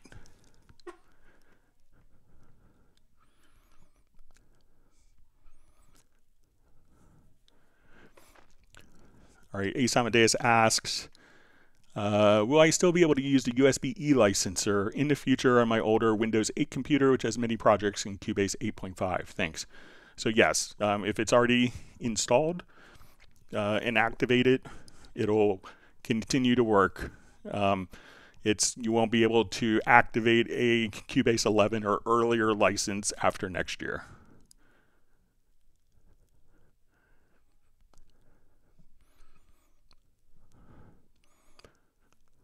See, Tim Weinheimer just says, thanks, Greg, for answering so many questions. So you're welcome.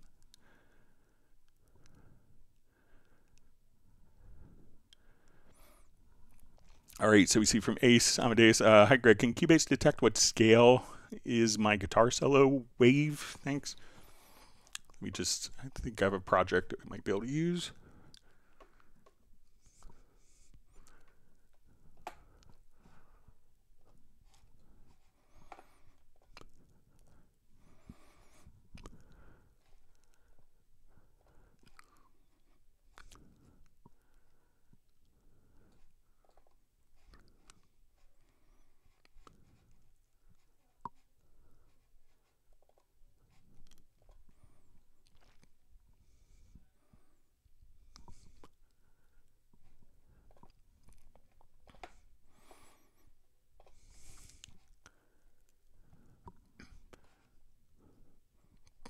All right, so let's say this is my solo.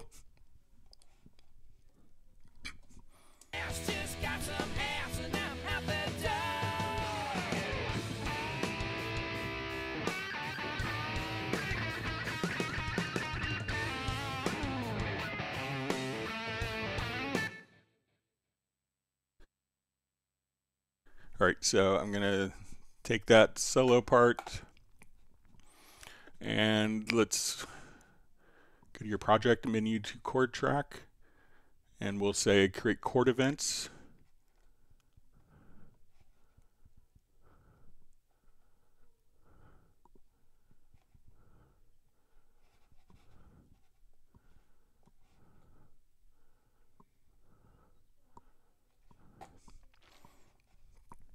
So here it determined that the song was in G major. So, but if it's kind of more like a traditional guitar solo with maybe not as many double stops as this.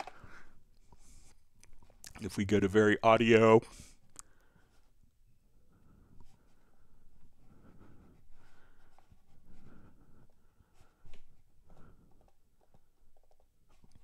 so we'll come over here, very audio, let's do a quick analysis of it.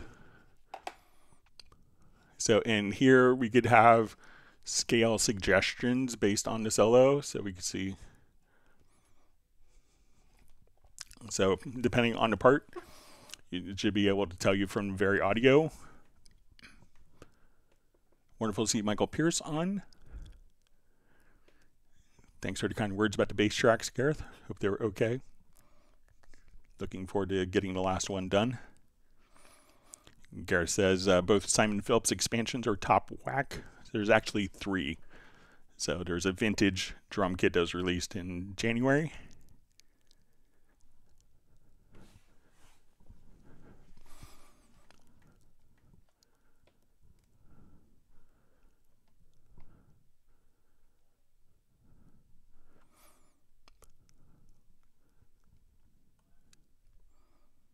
All right, great to see 808 King on.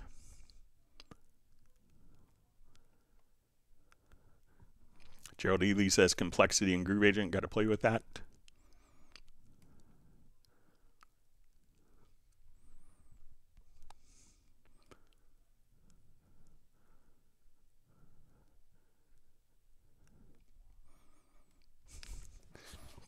See, Gareth is also saying I'm a descendant of O'Greg, the undeficient medieval Khan of the agent steps and designer of the first ever VST instrument. I wish I was as cool as Charlie Steinberg who did that.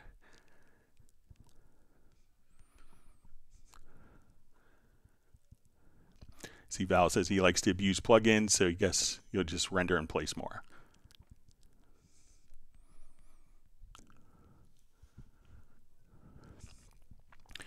All right, Duende Media asks, hi, is there a simple key command for disable enable tracks in Cubase 13? Pretty straightforward, but I cannot find it or make it work in Project Logical Editor. Thanks for your help. Okay.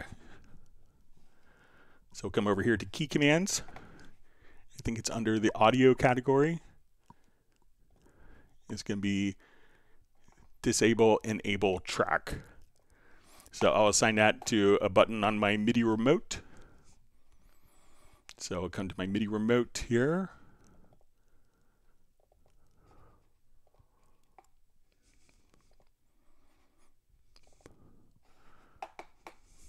All right. So I'm going to hit a button here. And we'll go to key commands, to audio, disable enable track, apply the mapping. So now I have the track selected here.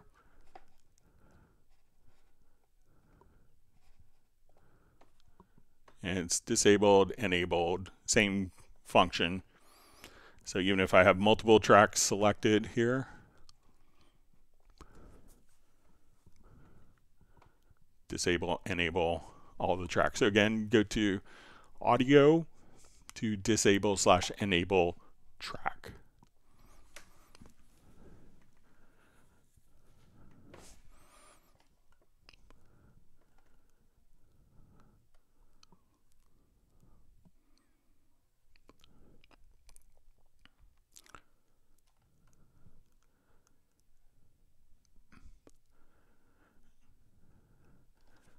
All right, so we have the artist known as Love saying hello to everyone and says thank you for everything, Greg. You're welcome. Thanks for being on the live stream and joining us today.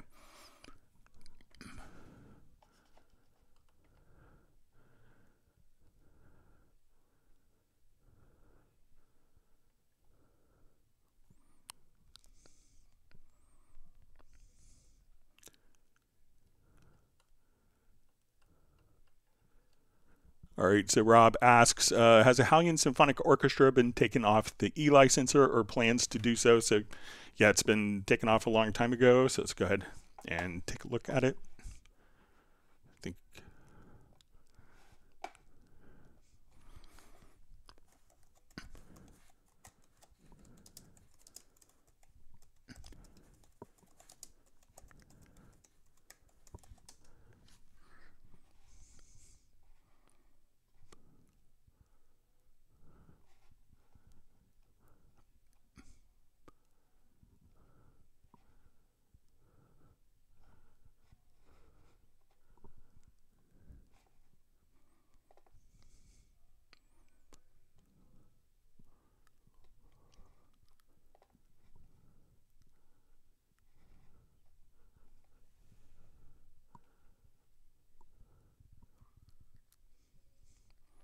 But yeah, it's been on. So what you would probably need to do is go to your Steinberg account, log into your My Steinberg account.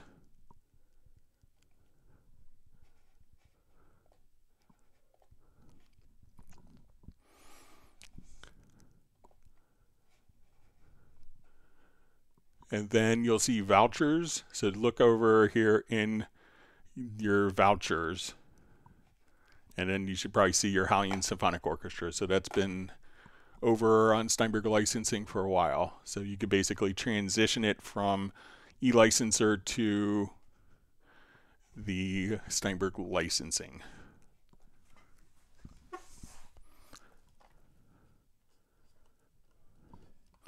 All right, let me jump to some other questions that were mailed in.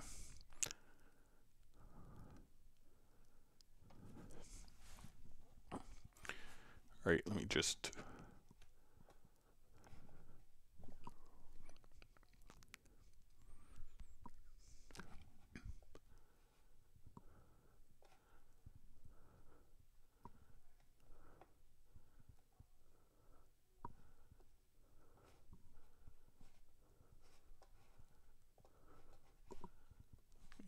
revert this.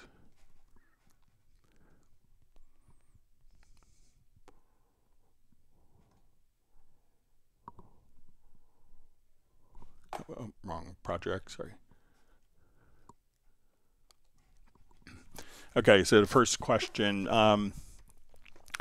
says, I work a lot with MIDI, so in my project Cubase Pro 13, I always have two windows opened, one for the project view and another for the MIDI editor. Preferences, parameters I have checked, double-click to open editor in a window, and opening command, open editor in a window. My problem is that when I double-click on a MIDI container in a project window, it opens the MIDI editor in my separate window already opened, but it shows the start of the container, not the place where my play cursor is. The only time it works, it opens where the cursor is the very first time. I double-click on the MIDI container because it opens the first separate MIDI editor window, so it shows the cursor position. So for it to work my way, I either have to close the MIDI editor window each time I want to click on a new MIDI container in the project window, or I double click in the MIDI container, then I hit F to follow the current position. It's such a waste of time to double click and hit several times F to go to cursor position several times, because then it activates the following cursor position, and I don't want it. I know that when there is just a project window open, if you double click on a MIDI container, it opens the first MIDI editor at the cursor position, or when you want to see the MIDI editor in a lower zone, it also shows the cursor position. The problem is when you already have a separate MIDI editor window open, because it stays on the second screen dedicated to MIDI work, then it doesn't show the cursor position. All right, so I don't have two screens on my system, but let's take a look at it. All right, so I'm going to go to my editors, and double click opens in an editor window. All right, so now when I double click this, it's going to open in a separate editor. I'm going to kind of get my windows here so that this is open. Let me just resize this window.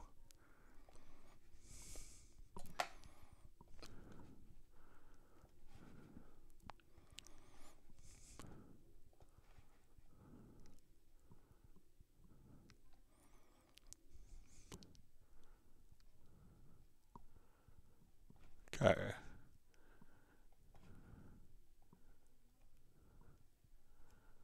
All right, so I'm going to now come over here. So let's say I'm playing this part here.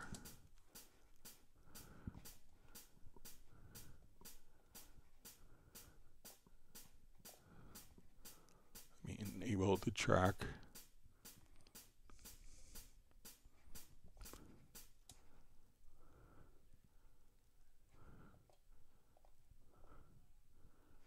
All right, so let's say I'm here, I double click. All right, so the beginning All right, let me make sure I don't have any loops on.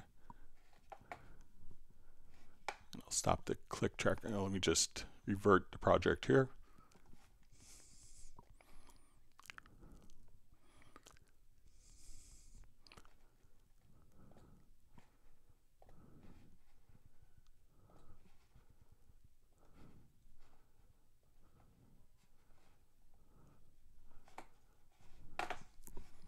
Okay, so I'm gonna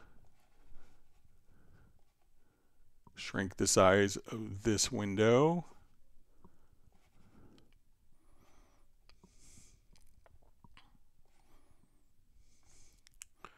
All right, so we're going to start playing at measure 200.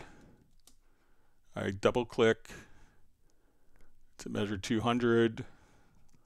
Let's say if I go somewhere else.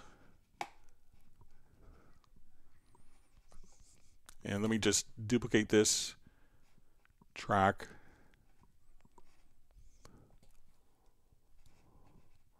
And I'll move this kind of over.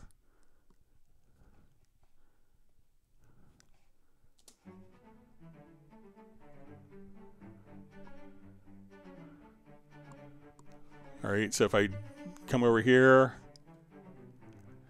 it's not going to the beginning of the event. It's just going directly, kind of, I think, as you want. So if I'm switching between these two different events, it's not going back to the very beginning of the event. And let's check to see what I have for, so I have page scroll and I have suspend auto scroll when editing, but I think this is following the play position. When I go to open up an event, it's not going back and showing the beginning of the event, but where the playhead is.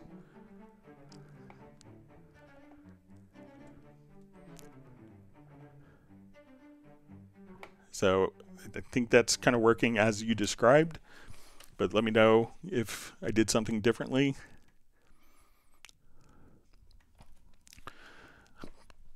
All right, second question.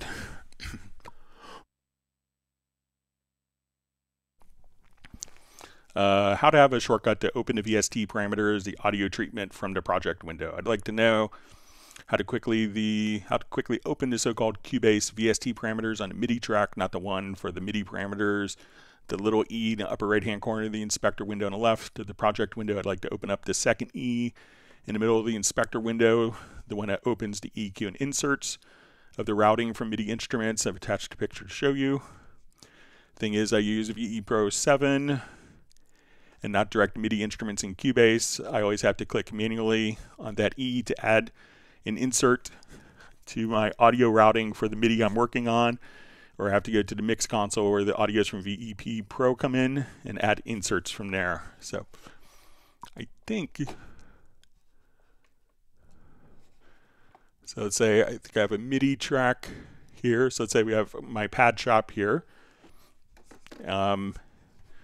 You know, with Cubase 13, they added the capability for the, there's a channel strip here. There's a new inspector that's the channel inspector. So even though I'm on a MIDI track, here I could see all the audio characteristics of that particular MIDI track, such as my EQs, if I have my channel strips enabled.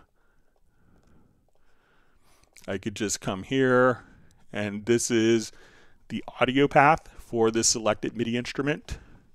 So again, if I wanted to EQ, I just come here. So this inspector tab is dedicated directly to the audio path and not necessarily the MIDI path, which is what the traditional inspector is set to do.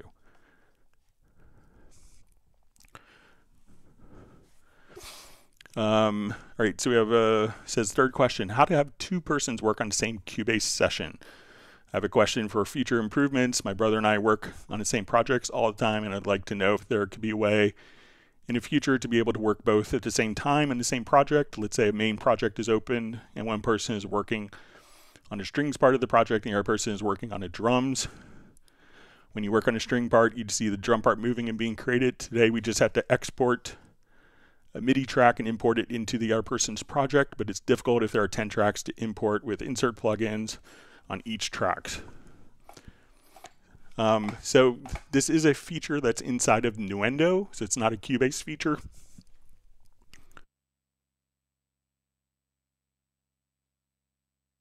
So I'm going to open up Nuendo here. So if this is something you really want to do, this is kind of a Nuendo thing, because often this type of workflow is done in post-production, where maybe someone's doing dialogue editing, someone is doing sound effects, someone is doing music, someone is mixing, etc.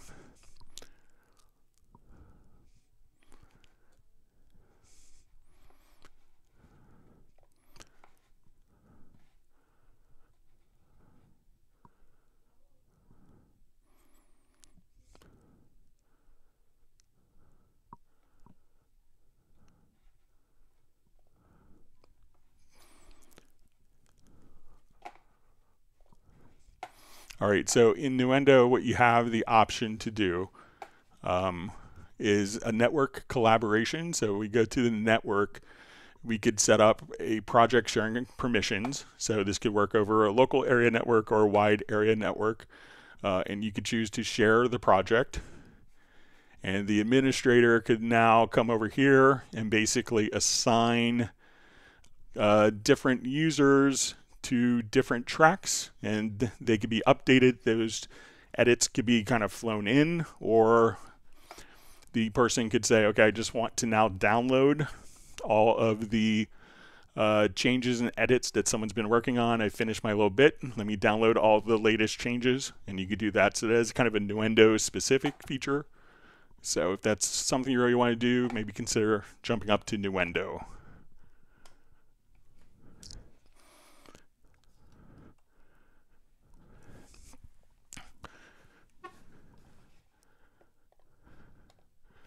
All right, fourth question, how to make permanent the resizing of the MIDI container. When you first open a project, new or old, you should click on a MIDI container. You drag a MIDI note outside of the MIDI container. Cubase asks if you want to resize the MIDI container to include the MIDI note dragged outside of the container. I have to do that each single time I start a day of work. Is there any way to check in the preference window box that would say always resize the MIDI container when a note oversize is outside of the container? So you would do it one time and then it doesn't ask you the next day. So I don't know of a preference to do that, but I'll pass it along as a feature suggestion. All right, fifth question. Says the stems export function is very convenient, but on my stems I often have empty sounds as the instruments aren't playing. Let's say I always have the strings, woodwinds, and brass stems that export the incoming audio, but sometimes I don't have the brass in my project. My routing does the export for each stems, but the brass stems has an audio container, but it's empty due to no music incoming. Is there a way, as for the MIDIs, to select the audio tracks that contain data or a waveform, like we would just adjust threshold, so it wouldn't select the audio that doesn't contain a waveform? Okay. So let's say we have empty tracks in this project, and we don't want to have these particular tracks exported, generating silence, taking up the same amount of space as something that actually sounds audio. So I'm going to go to the project logical editor. Right. And we're going to choose to select. And we're going to say container type is equal to track. And we're going to set the property of that track is going to be set to is empty. So we do this, we're going to now select all the empty tracks in our project. Okay, now what I want to do is to hide selected tracks. So in the post process, I'm going to come over here and we're going to say hide selected track. All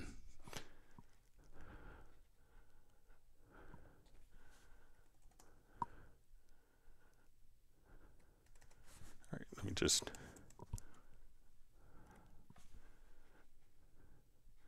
okay, so we're going to hide selected channel / tracks. Okay, so now let's say I have this track selected. We have tracks that are empty. I'm going to say apply. We've now incorporated we have all of our audio tracks that have data. It's hidden those. And when we go to our export audio mix down, we have this function under here where we could say, when we're multiple, that we could sync selection to the track. So now we could take all of the selected, I did that backwards, so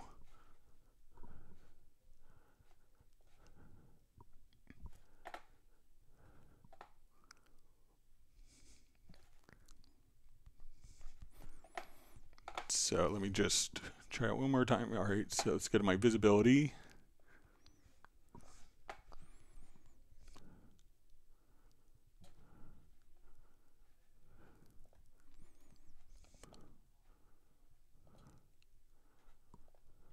All right, so I'm going to say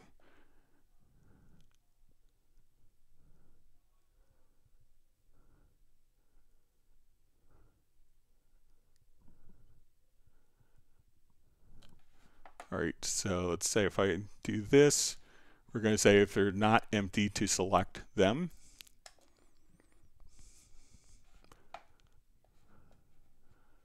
Okay. Let me just take that out. Let me just go here to visibility. We'll have all of our tracks there. So we're going to say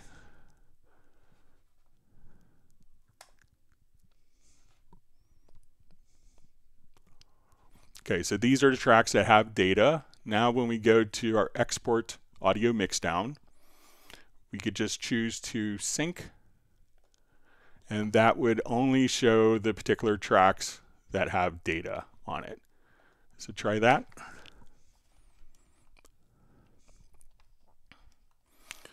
All right, let's go back to live questions.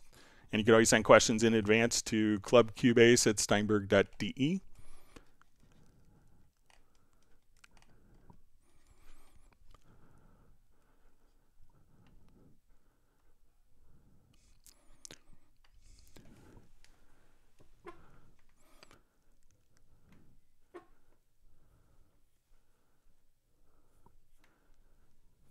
All right, Jeff Sabelski asks, hi Greg, is there a strategy using Cubase to compare EQ differences in two of my stereo speaker sets, Lisa's Monitor 1 Mark II and the Kenwood K555D stereo vintage set? Thanks. So, you know, Cubase doesn't do any monitor calibration. So once Cubase kind of sends the signal out, it doesn't really monitor, or it's not really taking into account what the speakers are doing. But probably if you have something like IK Multimedia Arc or SonarWorks, something like that, that would be an appropriate tool that you could have a calibration microphone and be able to use that. But there's nothing kind of built into Cubase that will do that.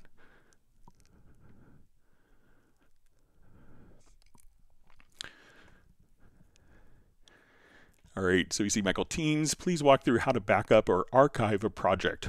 I'm driving Gareth and Pablo crazy with this. Dino here. It's from Michael Teens. All right, so if we have a project and let's say we have lots of audio in our particular project here, and we wanted to clean it up, what we would do is just go to your file menu and we will see backup project. We want to choose a new folder. I go to my desktop, create a new folder, and I'll just call this Delete Me June 4th. All right, so now we're basically saying in this folder is where we want all of our files to be compiled and kind of assembled and placed into. So we defined a new folder, brand new empty folder. Then we could give the project a name. We have different options. So we could minimize audio files. So that would be if we had a 14-minute guitar recording that you used 27 seconds of. You could take the 13 minutes and 33 seconds and not back that up. If you did direct offline processing, you could make that permanent. You could remove unused files. You don't have to back up a video file or the mix down. So at that point, we could just hit OK. And now we go to the desktop.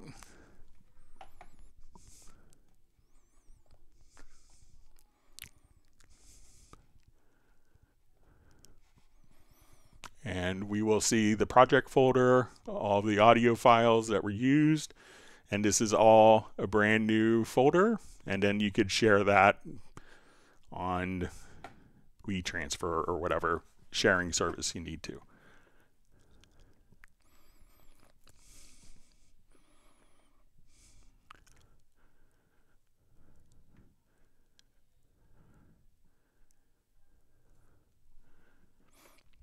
All right, reading through comments.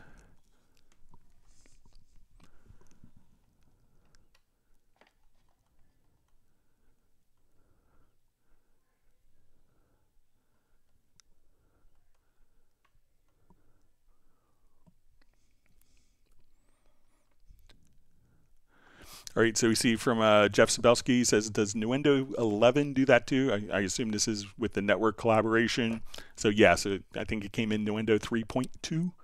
So probably back in 2003, maybe 21 years it's been in there.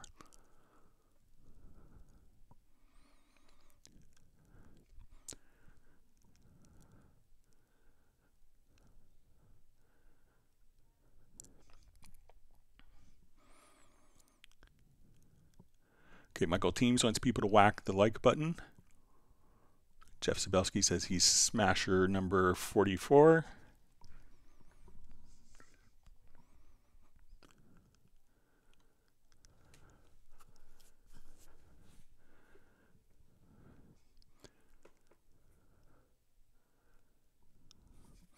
All right, so we see a question from My Piano. Says when you edit two or more MIDI parts and they have different colors but are the same notes, they hide behind each other. How can I see them? All right, create a new project here.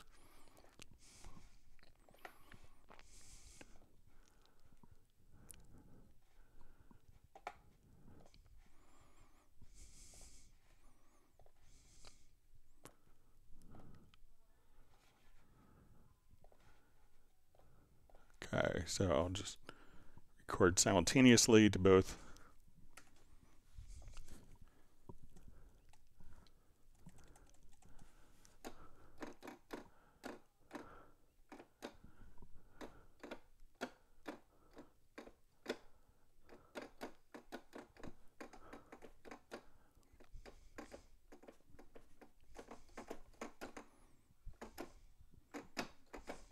All right, so I recorded some MIDI data. They're different colors. I'll just kind of make the colors a bit more distinct from each other.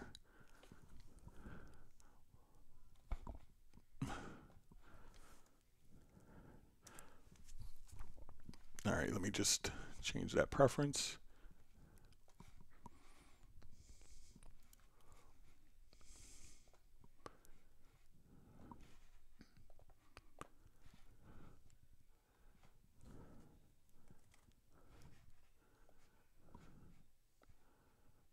Okay, so we have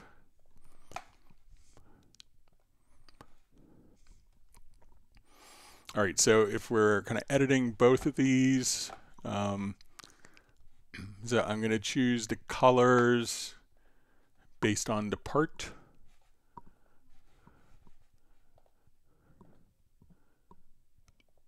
So I think, within 13, what's really great about this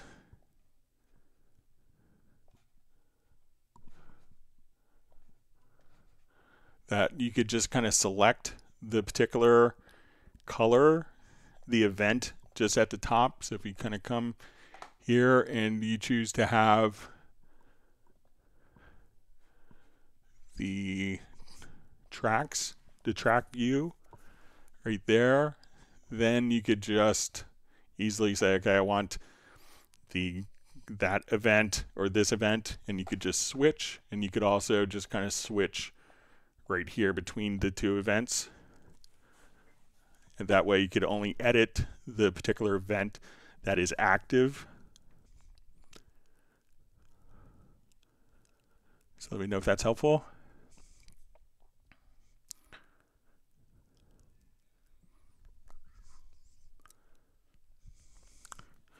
All right, Asamadeus asks, Greg, in Cubase 13, are there new options for sidechaining and grouping effect sends? Thanks. I don't think there's any new options. There's some options I think added in 12.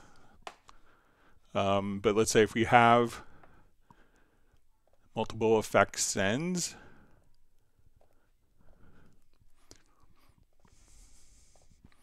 I could take my, like if I had 3 different effect sends, like 3 separate reverbs, I could right click and choose to add a group channel. So now if so my group channel can adjust the levels, and if I wanted to take all of my effects and attenuate all of the effects, we could do it like that. But side chaining is also very flexible. So if I wanted to take a drum loop,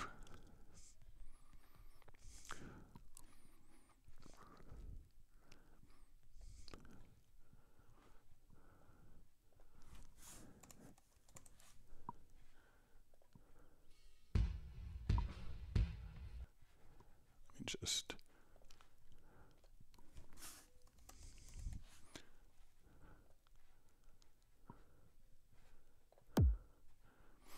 all right, so let's say I'm here.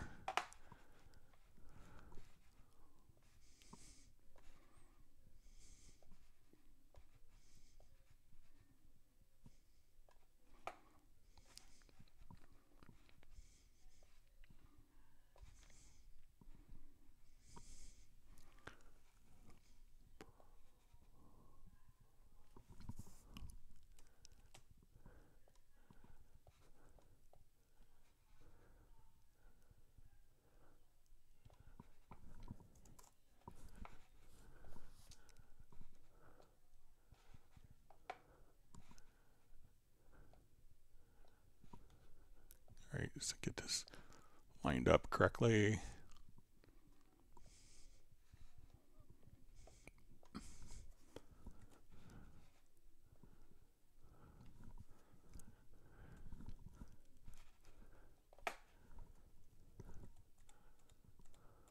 All right, so let's say we have like a 4 and a floor.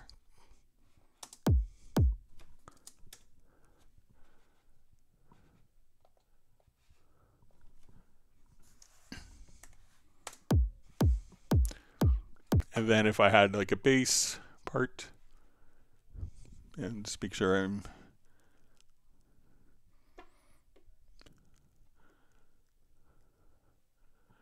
yeah, so with side chaining again, it's going to be, let's just pop over to my media. I'll just find like a synth bass.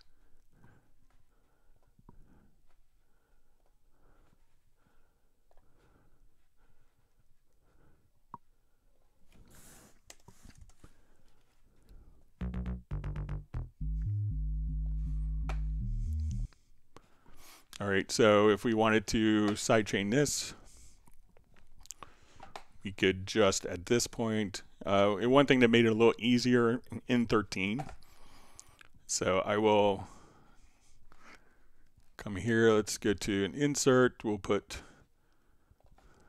like a black valve on.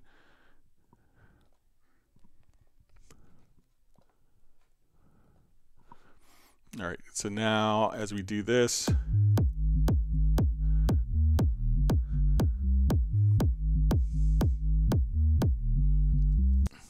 so at that point you could just have the sidechain. So if we took sidechain off, so we could have kind of the bass follow that. But when we want to set like in a sidechain input on a particular device, you know, when we want to come over here, you know, one of the things, it's like when you do this, you could see the different sidechain inputs. But if we go to add an audio track and we had something like a vocoder on it, we could set our input here and we could see our different side chains would show up here as well. So it's a little straightforward, but I think the main functionality is pretty similar to what it was in earlier versions.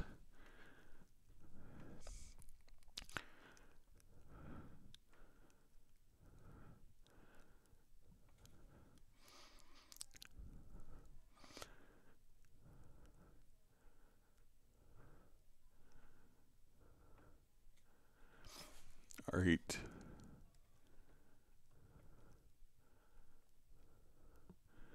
All right, you see Jeff Sabelski says that he has a DBX RTA and measurement mic that could record signals from each set of speakers to compare and make EQ adjustments.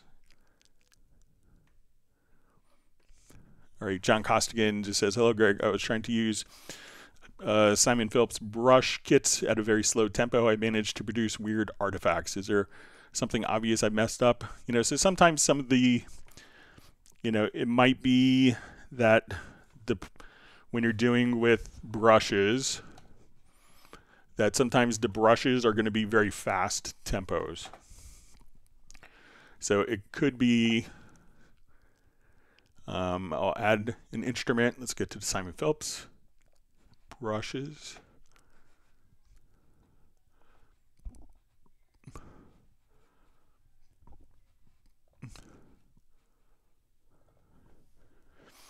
And often it will give you like kind of a bass tempo. So you see this is kind of what the tempo you're expecting to be. So if you're starting at like 80 beats a minute and it's kind of written for 168. So it could be one of these things where you go, okay, let's do 80 beats a minute. And as we play the pattern,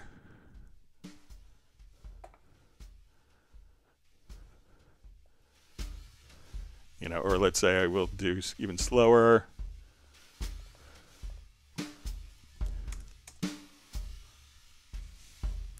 So this is kind of at 25% of the original tempo, so you may hear some artifacts with that, but let's say, so kind of use this as a basis, but let's say your project is 84 beats a minute. But you want the drums to kind of sound like they're at a faster tempo, like 168.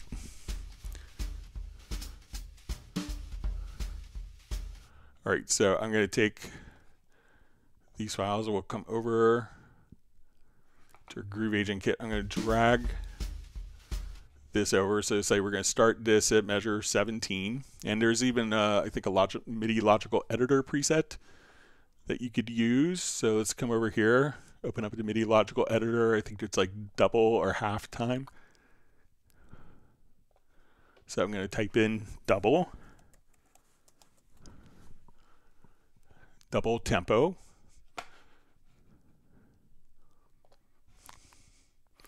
All right, so now when we play this, it should be super fast.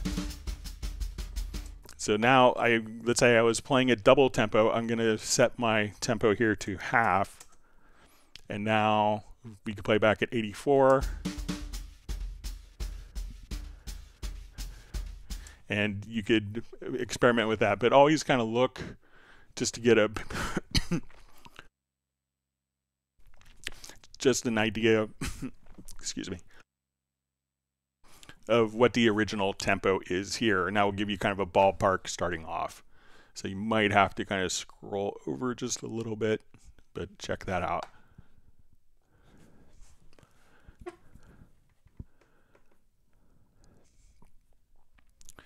right, wonderful to see you rolling stuff on. Glad you can make it today.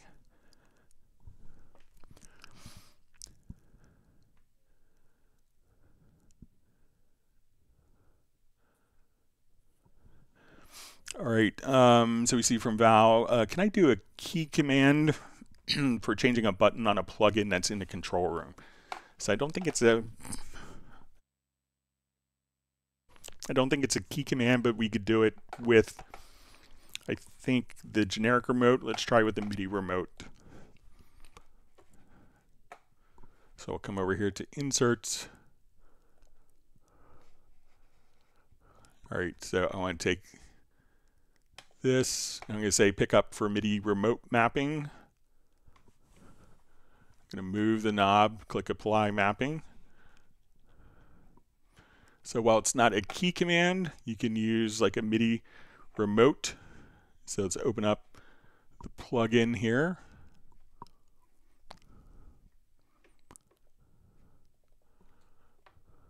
And now just using my MIDI remote, I could control the parameter by MIDI. So just try, once you have the plugin turned on,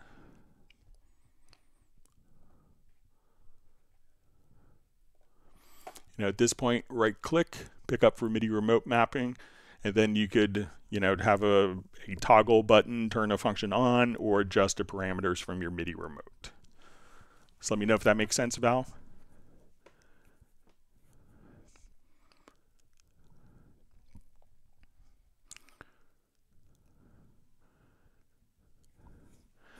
All right, Ace Amadeus says, Greg, where do we insert scripts so that Cubase 13 could read the instrument patches from external hardware, MIDI controller with sounds? Thanks.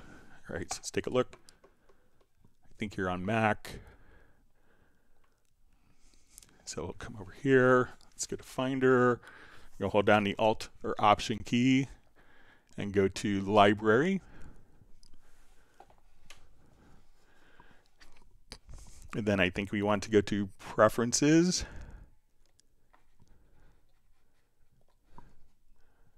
And then we should have a Cubase 13 folder.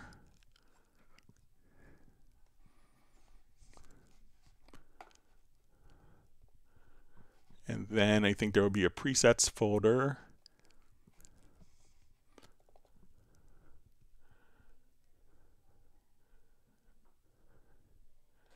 Let's see if it's in here.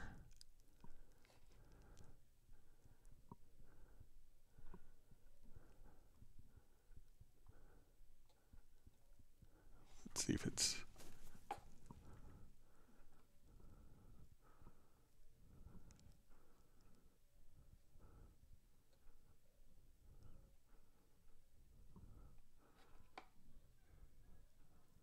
Scripts. So you see here a folder called Scripts. And then you'll see patch names, and then you could put it into the inactive, and you could see all, you could put it into the family category if you want, but you could just put it right there. So go to your library on Mac, Preferences, to Cubase 13, to the scripts folder, and then you can copy the script right into there.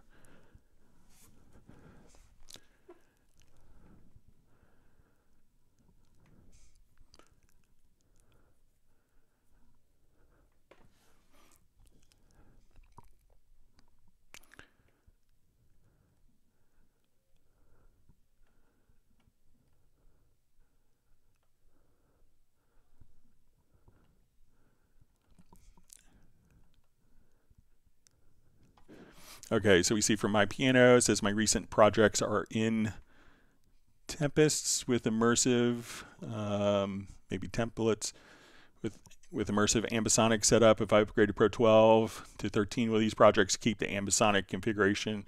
It was a tedious job to set up all correctly. So yeah, all your settings will carry directly over. So there's no changes with any of the ambisonics.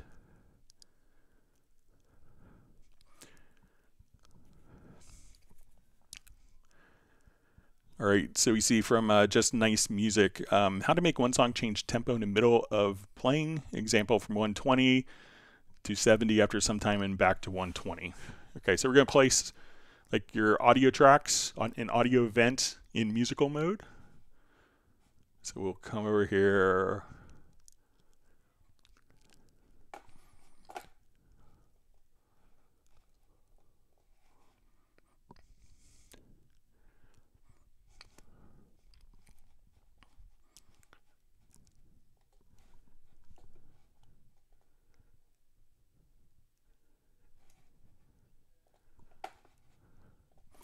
Okay, so right now our song is at 100 beats a minute. So if I turn on,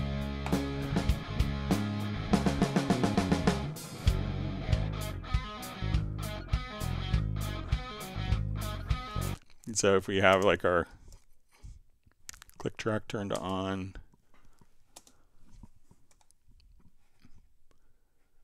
make sure I think I turned off my audio click.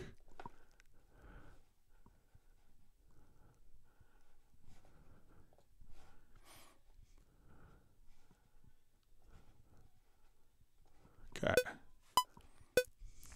Okay, so what I want to do is, if you know what, if you've recorded it, excuse me.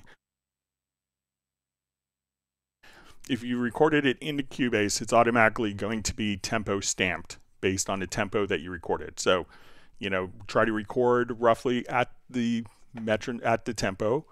So if you want it to come here, I could select all of these events and we could enable musical mode right here, or we could go to your media menu to open pool window.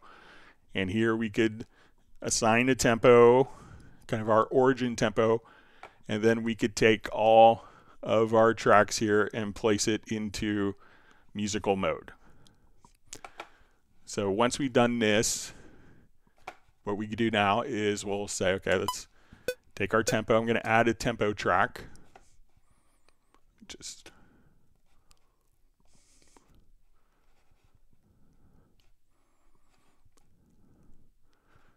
All right, and once everything is in musical mode, it's basically everything's going to kind of fall into place. So it's going to follow the tempo.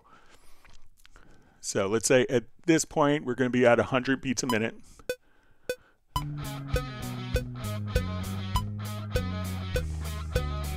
And let's say at this point in the song, I want to put in a tempo change. So I'm going to say step.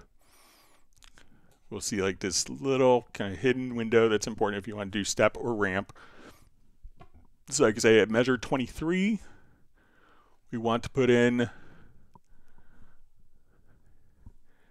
a tempo change. So I'll make this larger so we can see.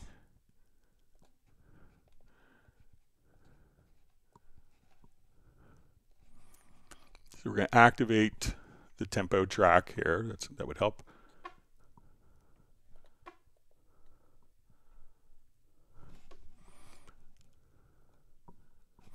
Okay, so now we're going to come here. All right, so we're going to go, let's say, from 100 to, and at this point, I want it to go down immediately to 80 beats a minute. And then over time, I want this to kind of ramp from 80 to 100. And we could see the exact values here. So let's say, okay, 100. So at this point,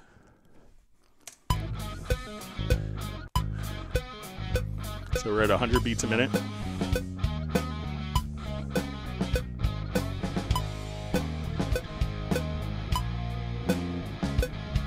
Now it's slowing down and speeding up.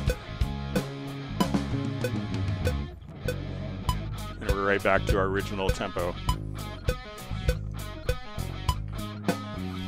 So once everything is in musical mode, now if you have a track that's varying in tempo and you don't know what the original tempo is,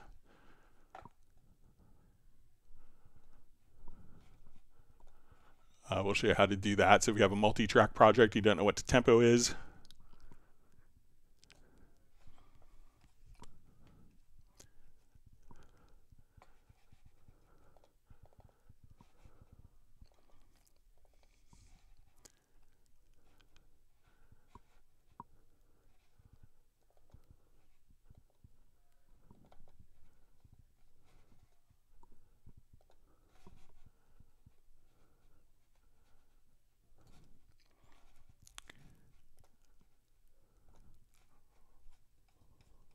Try one more time.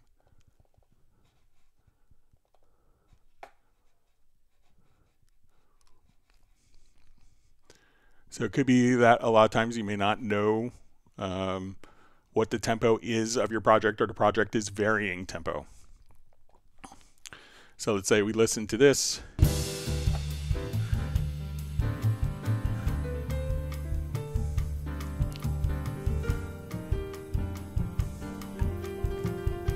So I could actually do a tempo detection. I'm going to take like my overhead drums here.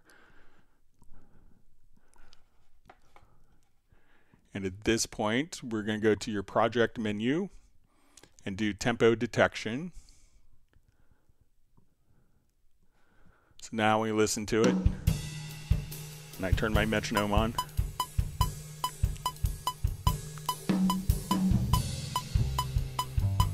so Cubase figured out what the tempo was, and it's added like a little signature track.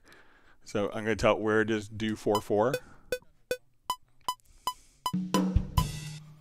Okay, so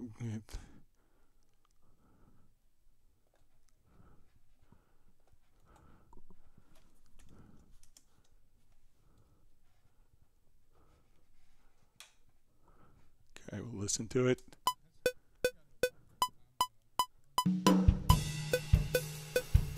All right, so now we can see that every track is varying in tempo pretty significantly. So what we could do now at this point is I want to take all these tracks and make all these tracks play back at one common tempo. So I'm going to select all of these events. If you have varying tempo, let's go to your audio menu to advanced, and we want to say set definition from tempo. And that's basically taking the tempo changes and embedding them within the particular audio file. So as we come over here, I can now say, instead of it fluctuating in tempo, I want it to be perfectly 144. And we can take off our tempo changes.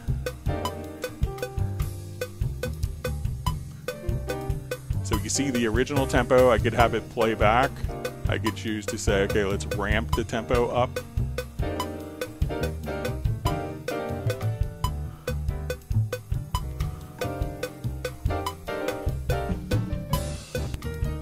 So to come here, let's do a new track version.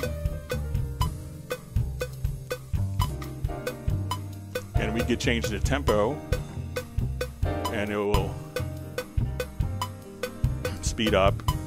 So even though it's a multi-track recording that was fluctuating, we can just kind of come over here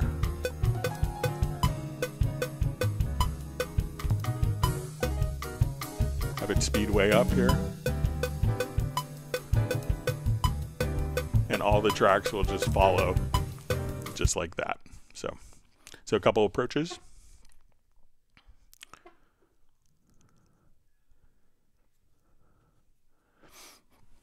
All right, so we see Jay from Secret Studios. Wonderful to see you on. I'm just getting into multi-timbral with Iconicus Sketch. Is it possible to automate mute and unmute or use other on-off when recording an orchestral MIDI arrangement?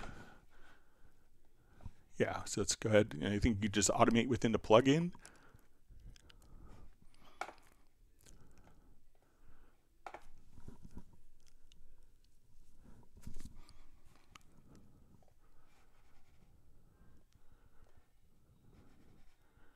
All right, so we'll come here.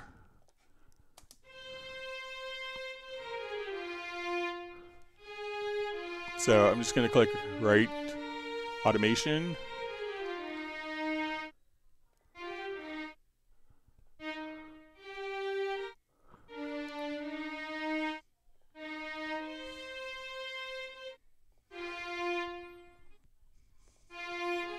And let's just rewind.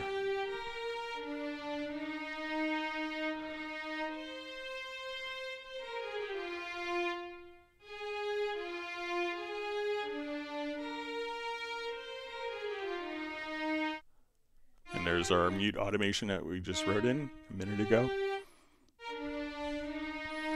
So you can automate the mute from within Halion or Halion Sonic as the playback engine. And then if we wanted to look at the automation, we could see, okay, let's get to the mute, and we can see all the automation that we just did right there on that particular instrument, on the violin. So let me know if that works for you, Jay. Great to see you on the live stream. See, Michael Teams is giving 1 gallon of Black Forest cake ice cream. Sounds delicious.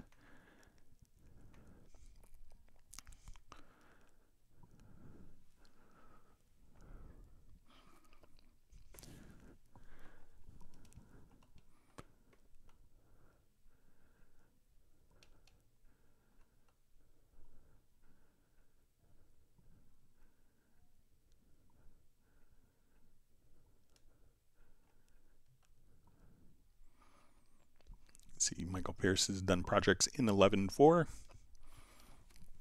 All right, DL White asks, hi Greg, I added a bunch of Groove Agent sounds using the Downloads Assistant, and turns out they are not included in Groove Agent SE. How can I remove them from the list in Groove Agent so I don't have to see them? Thank you. All right, so we'll go to a little utility program called the Steinberg Library Manager. You'll come over here, see Groove Agent. And then any of the ones that you don't have licenses for, you can just come right over here and click remove. And then that will break the association with Cubase and Groove Agent and that content. Wonderful to see Sable Winters on. Glad you can make it.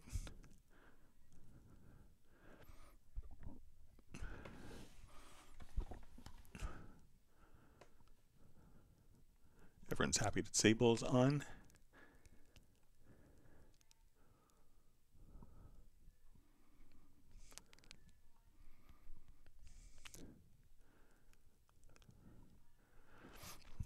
So we see from Val, it says, thanks Greg, but it doesn't happen to have a MIDI remote be triggered by a key command array, because usually on the fly when I'm making, excuse me,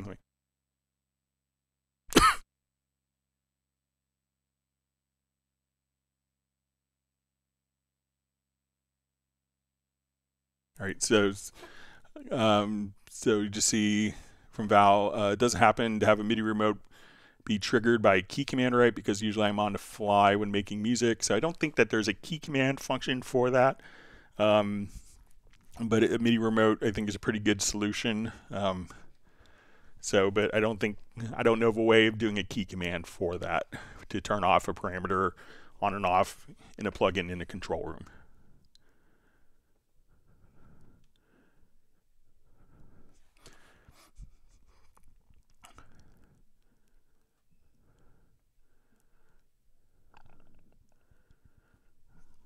All right, so we see Bratman Studio just says, hey Greg, I've been enjoying the club while getting a haircut.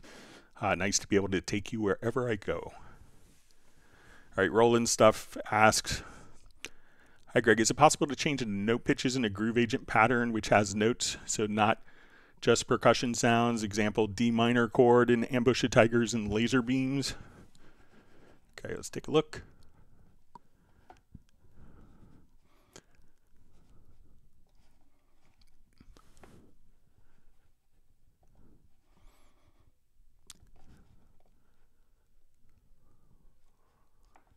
Great, so let's add an instrument track. Groove Agent.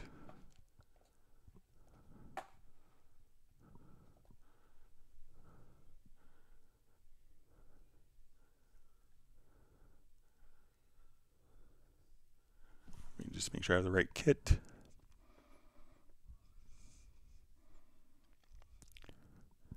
Ambush of Tigers. Okay, so let's say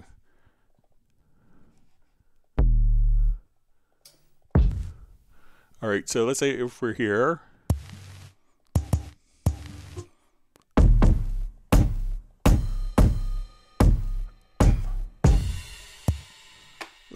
we'll go to instrument. Okay, so let's say if I wanted to play this pitch chromatically here, so I'll take these particular samples and I'm going to cut pads. I'm going to select this. Let's go to pitch, and we're going to set our key range. So we're going to say C1 through C2. All right, so now we can see that we have this. And now we can play chromatically with our different parts. So we could just come here. And you could change. So if you want to play chords, it's not the best example, but that same concept would work with anything. So take the particular sound that you want to play chords with, or kind of play more musically from, go to the main. You're probably going to default to the main, go to pitch, set the key range. You can set the low key and the high key. So let's say,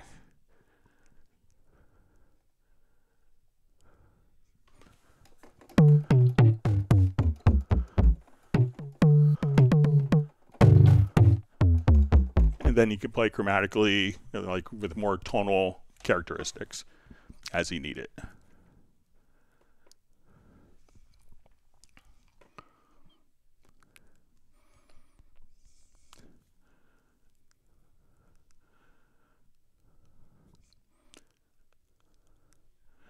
All right, so we see from Flyvy, sorry if I missed this. Hey Greg, my MIDI remote isn't responding. It says disconnected. How can I get it to connect in the MIDI remote manager? So make sure that one, could be like a power issue. When it's connected, if you go to your studio setup, and let's say if you go to your MIDI port setup, if you don't see it listed here, then it's probably indicative that it's not being seen by the computer's operating system. And that could be like a low power USB scenario where maybe there's too much power draw on a USB bus. Sometimes you could go into your BIOS and turn off like an energy efficient USB setting. So, but if it doesn't show up here, then the operating system isn't seeing it and Cubase isn't going to see it. Hang on one second, I just have to clear my throat.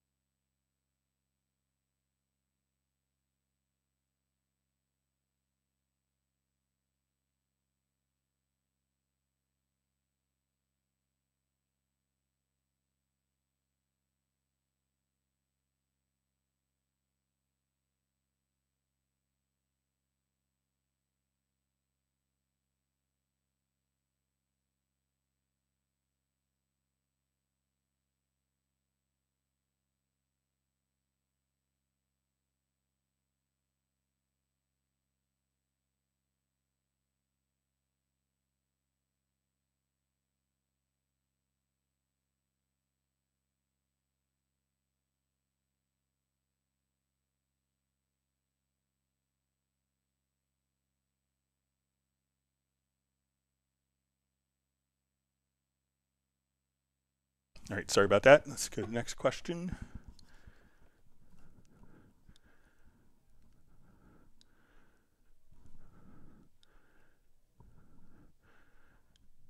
See, Sable Winters just says, wow, tempo changes in musical mode.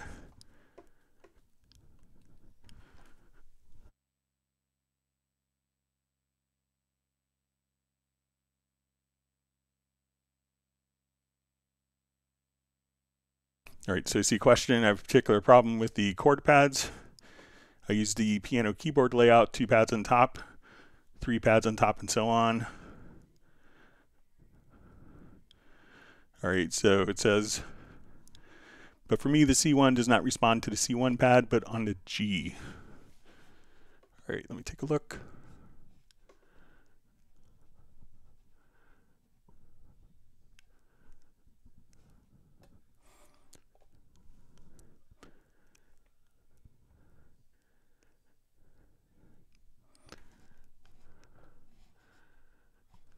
All right, so let's say we go to our chord pads, and I'm going to turn it on here. All right, so when I'm hitting C here, it's automatically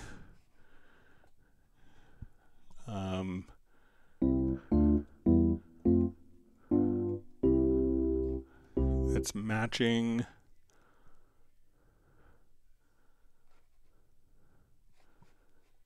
Let's see if we could.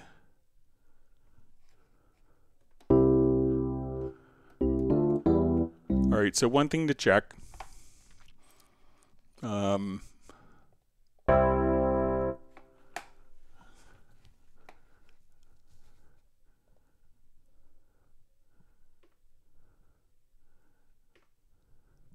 right, so look here if you go to the settings page and make sure that you don't have,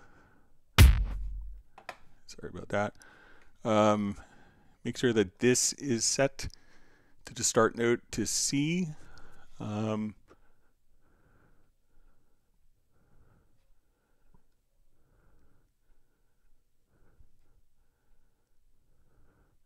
Also make sure that you haven't transposed. I guess no, that would transpose the chords.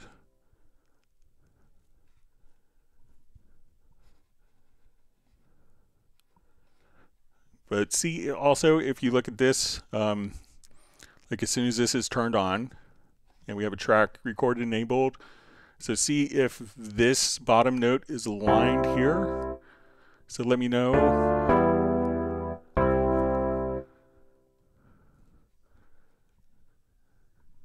And let me just see.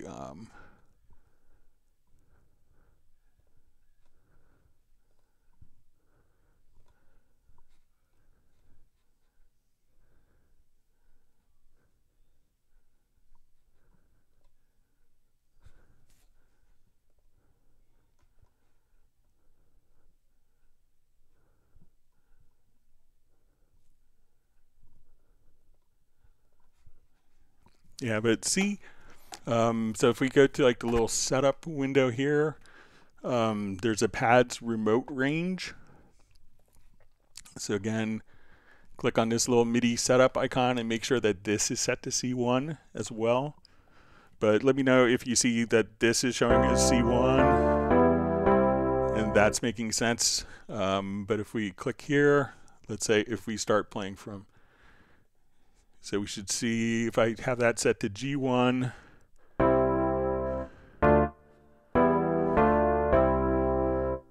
So, you know, check that setting there. So let's say we start at G1. Now if I play from MIDI, I don't get chords to here.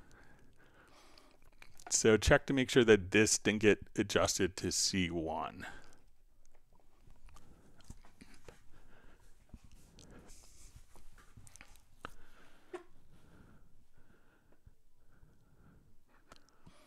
Okay.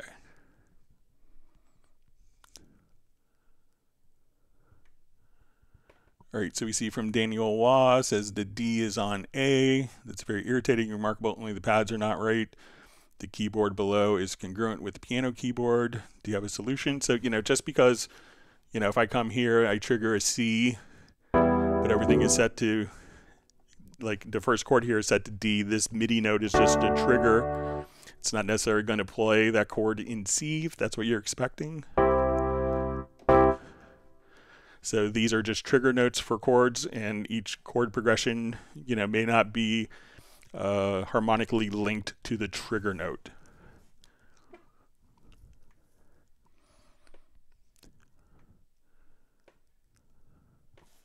See, Michael Teams just says, "Have we get feeling better?" So me too.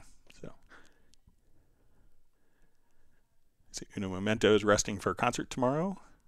Good luck with your performance.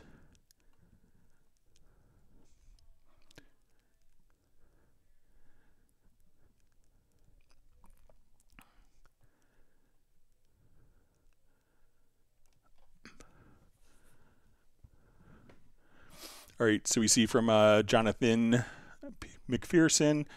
Hi, Greg. I'm having an issue in the sample editor range tool not snapping to the grid. It's behaving as if snap is turned off. Works great in the main editor. Thank you so much. Okay.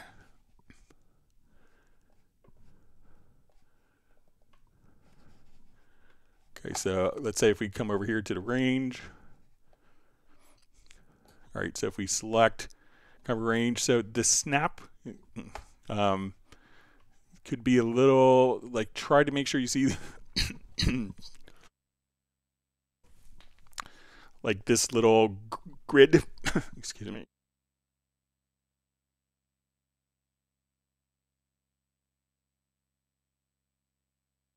So make sure that this little grid is turned on here, and then as you snap, I think it should, like I know that, so try, so let's say if we're snapping, just gonna hit, so I turn this on here, so this will be for where you can see the grid underlying. So now if I come here, I hit the letter J, and we'll see if it snaps. So once I hit J, so let's say if I set my snap value here to like half notes, that now it'll kind of snap to the grid. It'll just kind of fall into the grid, but try hitting the letter J or turning that icon on.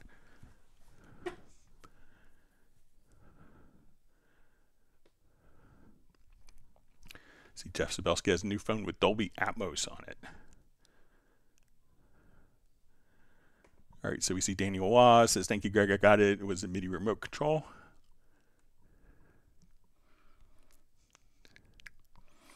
All right, great to see Suede TV and Recording Studio. Thanks for joining us again.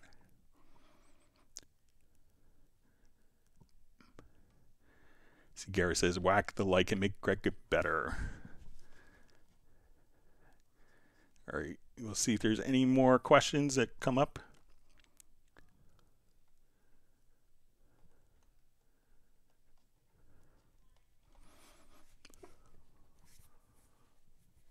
I think we're out of questions. We'll see if there's.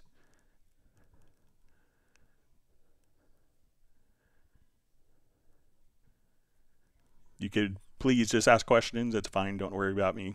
I'll be okay. Rather get through everyone's questions.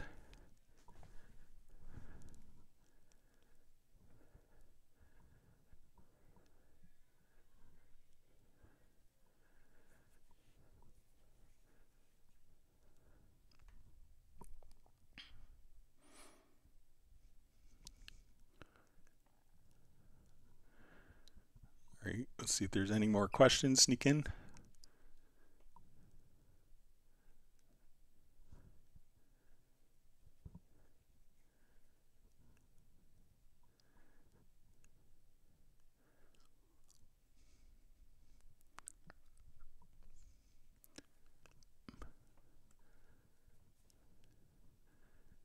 All right, there's usually about 30 seconds from when I talk to when you guys.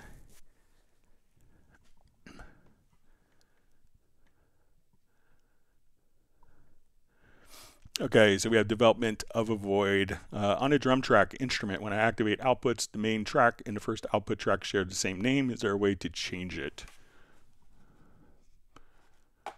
Okay.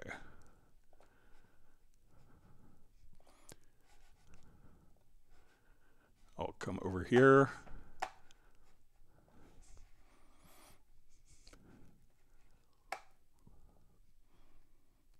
Okay, so we'll say out2. And it could depend on the naming conventions of the plugin.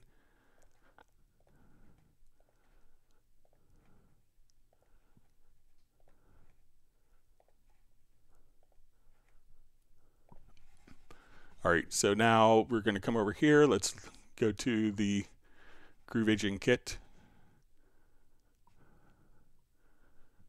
So we could see, we could expose all the outputs, and then if you want to change the names of these, you can just change the outputs. And when you go to the mix console, you could see my silly naming conventions right there.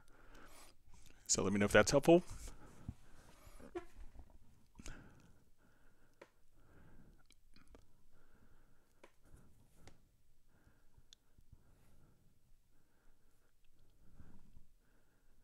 All right, so Jonathan McPherson just says, as a follow-up, do you think the sample editor range tool should function the same as in selecting the main window? Is this a possible future update? So let's give it a try again.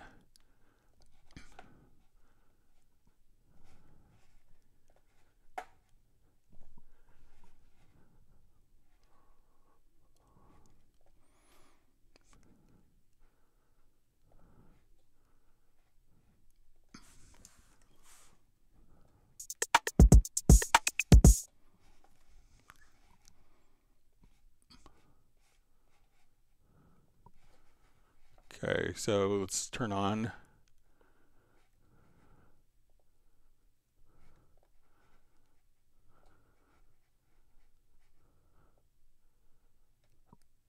So I'm going to say use quantize.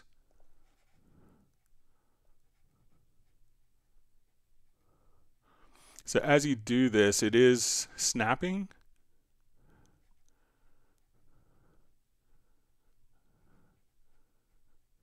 To the grid.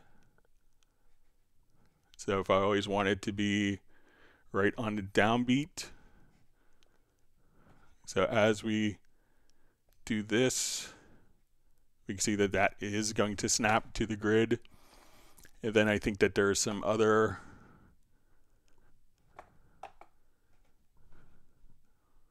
functions. Let me just...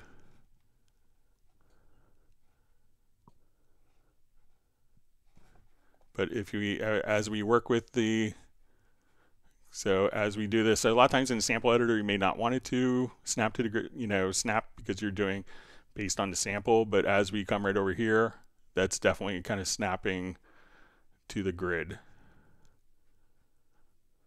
So let me know if it behaves differently for you.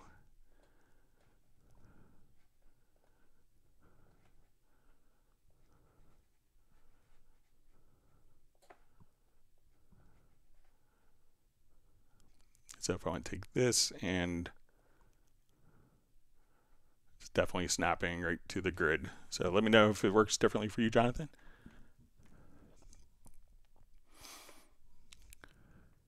See, John Costigan says, thanks, that was what I needed to know about playing brushes and double time and halftime, and thanks for answering my next 4 questions before I knew to ask them.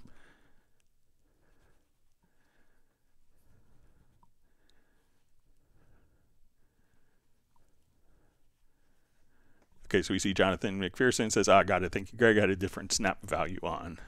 Glad you got it sorted out. See from Development of a Void, thank you. You're welcome.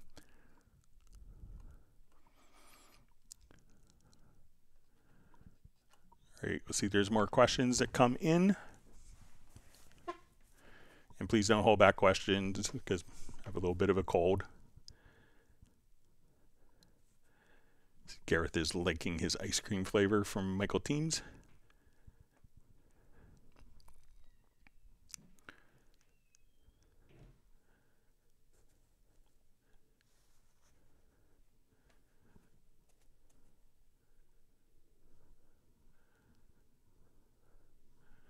All right, give it another like 30 seconds, see if there's more questions. And please don't hold back questions if you have a question to ask.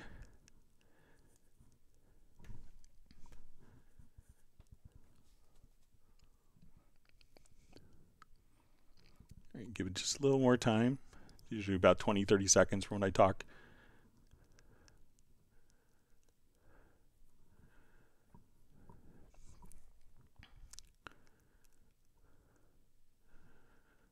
All right, so we see from FlyV, is there a certain way to place your tracks notes used like in a pattern way throughout your track, I presume?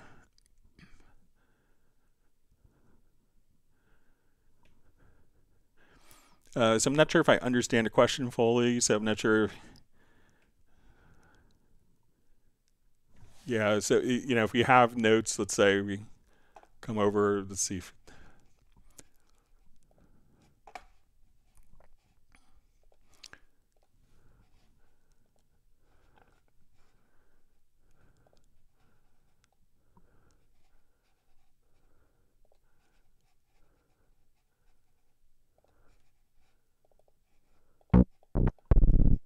all right, so let's say if we're here,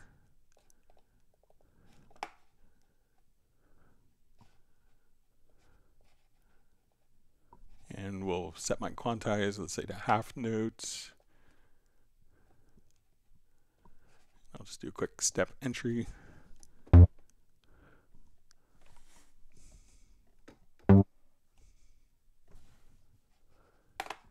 Take off.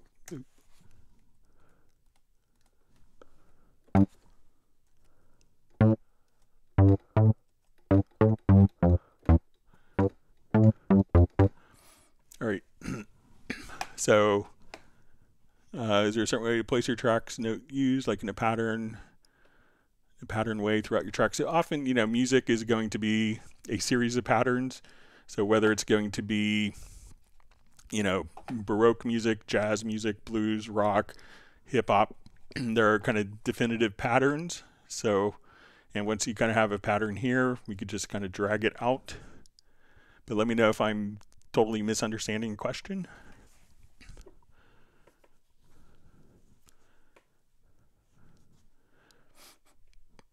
All right, Mike's Party 828. Could you demo a multi-out project using TuneTrack SD3 into a bus? I don't have TuneTrack on this computer,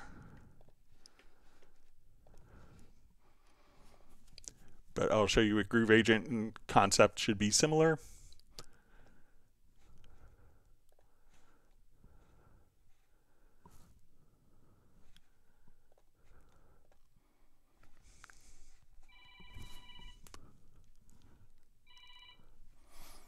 Right.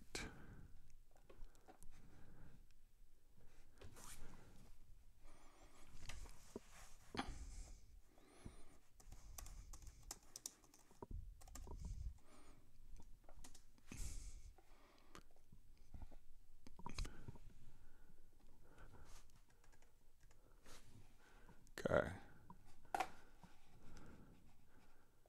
So I'm going to come here. Let's say I want that out of output 2, output 3, 4, 5. Just turn it down a little bit. 6, 7, 8.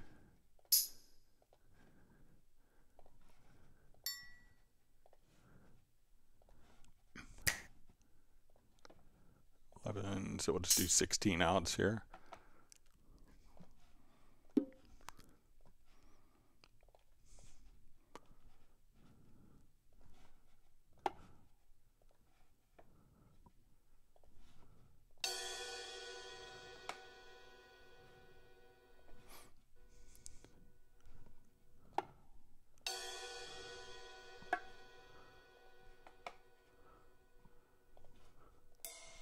All right. So now as we play our project here, let's say we play our pattern.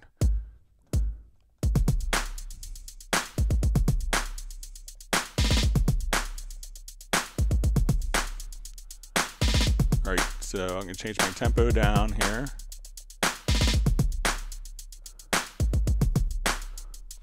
All right, so we look at my mix console. So if I want to take all these outputs, it looks like we're only using these outs. I would right click and let's add a group channel to the selected channels. So at this point, we'll add a stereo group channel. And now I just want to put compressor on.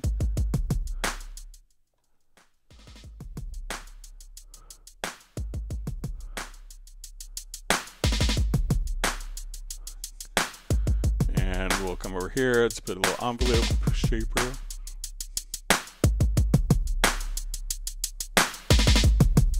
So now all the multi-out drums are being routed to the particular group. So all the multi-outs are routed into the group, and the group has processing on it, such as EQ, compression.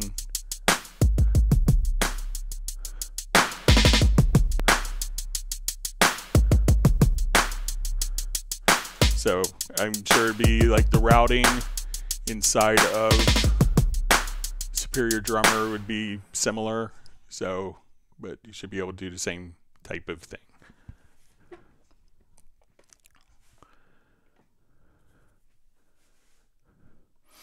Okay, so we have a quick question from Daniel. It says, here's a quick question. When I buy Cubase 13, there's like a limited number of PCs it could run on, right? So you could have it installed on 3 different computers at a time. You could uninstall. If you need to put it on a different computer, you could remove it from one computer, the license from one computer remotely, and install it on a different computer. So 3 different licenses could be used at once.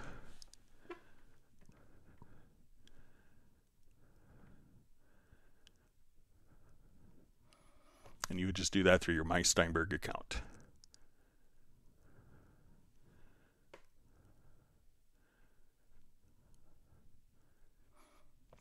All right, reading through comments.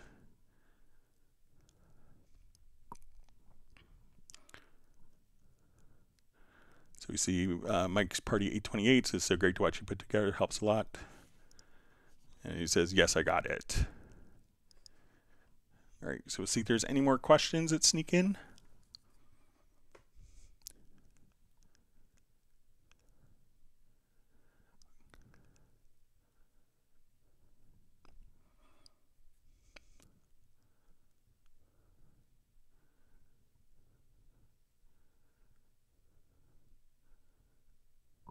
All right, give it just a little more time. If not, we'll wrap up.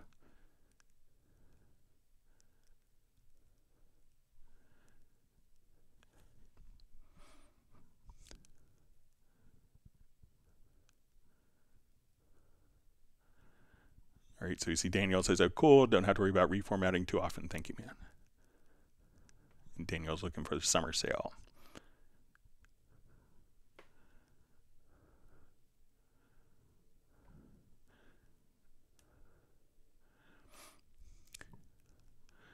Okay, so we see Mike's Party 828. Can I set my menu in Pro to be just like Elements or other version?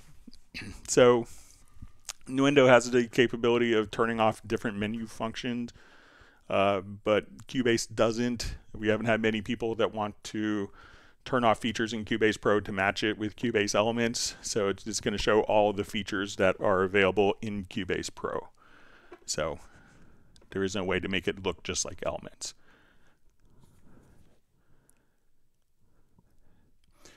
All right, so we see from Hamo 1974, Groove Agent 6. I'm sure that there are people in Germany working on it.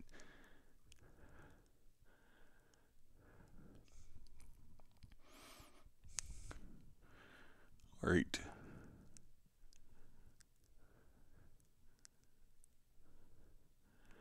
All right, so I see DL White. I was just reading his question when he retracted it.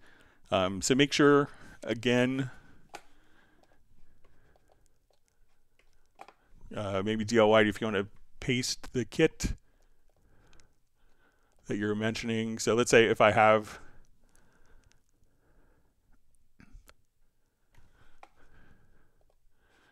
so make sure that, when you come to the drum map, so depending upon your instrument kit,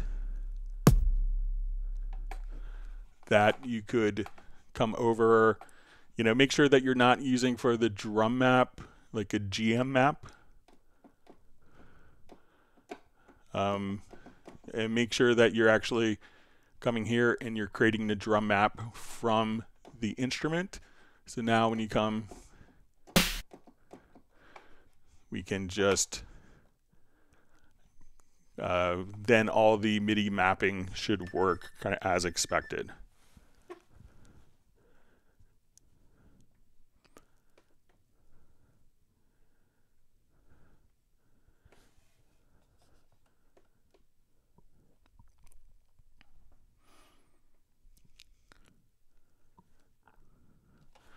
All right, so Mike's Party just says, I have a coworker using Elements. I don't want to save the project with something they do not have. So if you render everything as an audio file, like all your instrument tracks, then you're kind of able to it's going to play back an audio file in any of the systems. I think maybe in the future, like currently you have Cubase Pro and Artist are the same. When you buy Cubase Pro or Artist, you have the same program, and depending on your license is which program it works. So maybe in the future it could be that with your Cubase Pro that you could run Elements AILE in the future.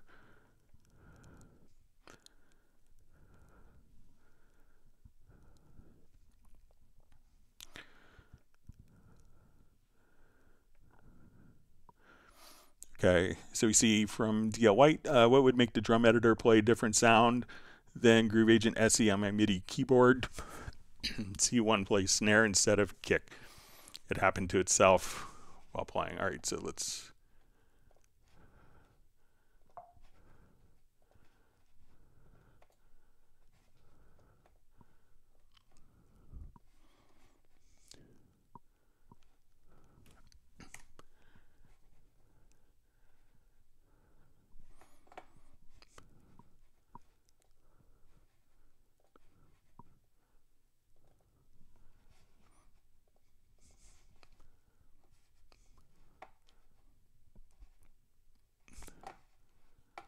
All right, let me just start.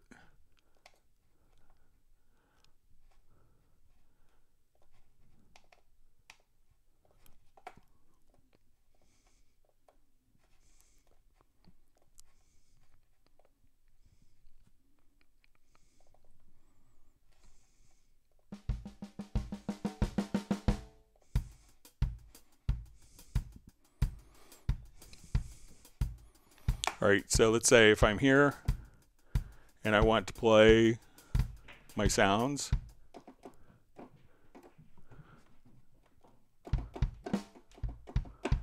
So that's my C1. And I think you mentioned earlier that, you know, if you had a drum map, check your drum map. So when we go to create an event here, one of the things that could be in a drum map, if you slide over, we could say C1 is outputting D1. So now when I play C1, I'll open up a MIDI insert of a MIDI monitor. So C1 is playing this because the drum map is remapping. So I hit D1, it's playing the snare. I hit C1, it's playing the snare. So make sure that you're not transposing within the drum map. And you might just have to take this and just kind of extend it out to the right once you have the drum map, and make sure that your in notes and out notes are the same.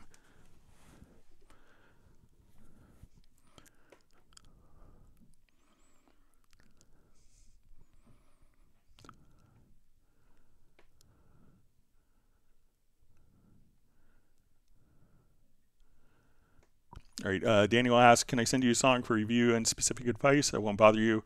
I'll make 100 and send you the best one. So yeah, please feel free to share any projects. You can send it to clubcubase@steinberg.de.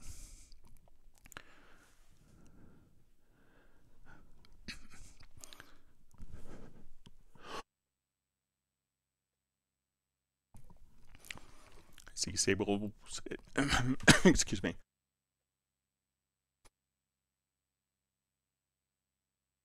Thanks for the advice, Sable. I'll try some apple cider vinegar. I know that's helped in the past. All right, so DL White asks how to set up a 5.1 mix output. All right, so once we come here, we want to go to your studio menu to audio connections, go to your outputs, add a bus. We'll say, let's make it a 5.1 output. And now your track, when we come over here, we'll choose our routing and we'll send it to our 5.1 output. And now that we go to our mix console, we can now come over here and pan within your surround spectrum, just like that. So again, go to your audio connections, to outputs, add a 5.1 output, and then assign the tracks to the 5.1 out.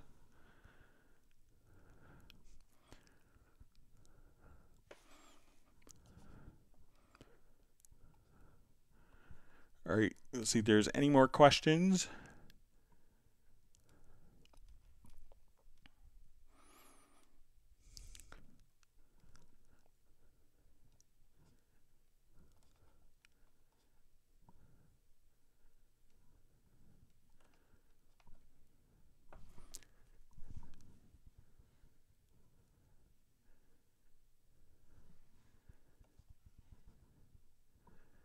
right, let's see if there's any more questions that come in. If not, we'll wrap up.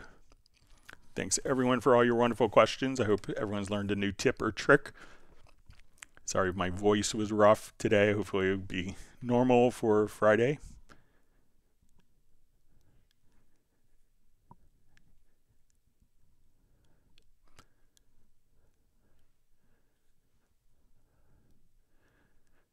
We'll give it another minute and see if there's any other questions. If not, then we'll wrap up.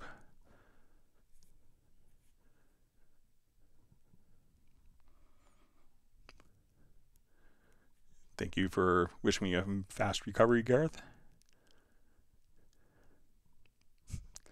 Sable says the hot sauce will burn those bugs like a can of Raid.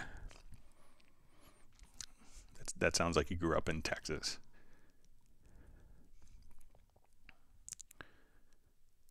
We can give it.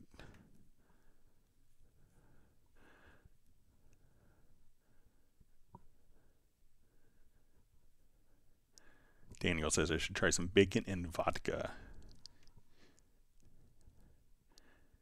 All right, so I guess we are out of questions.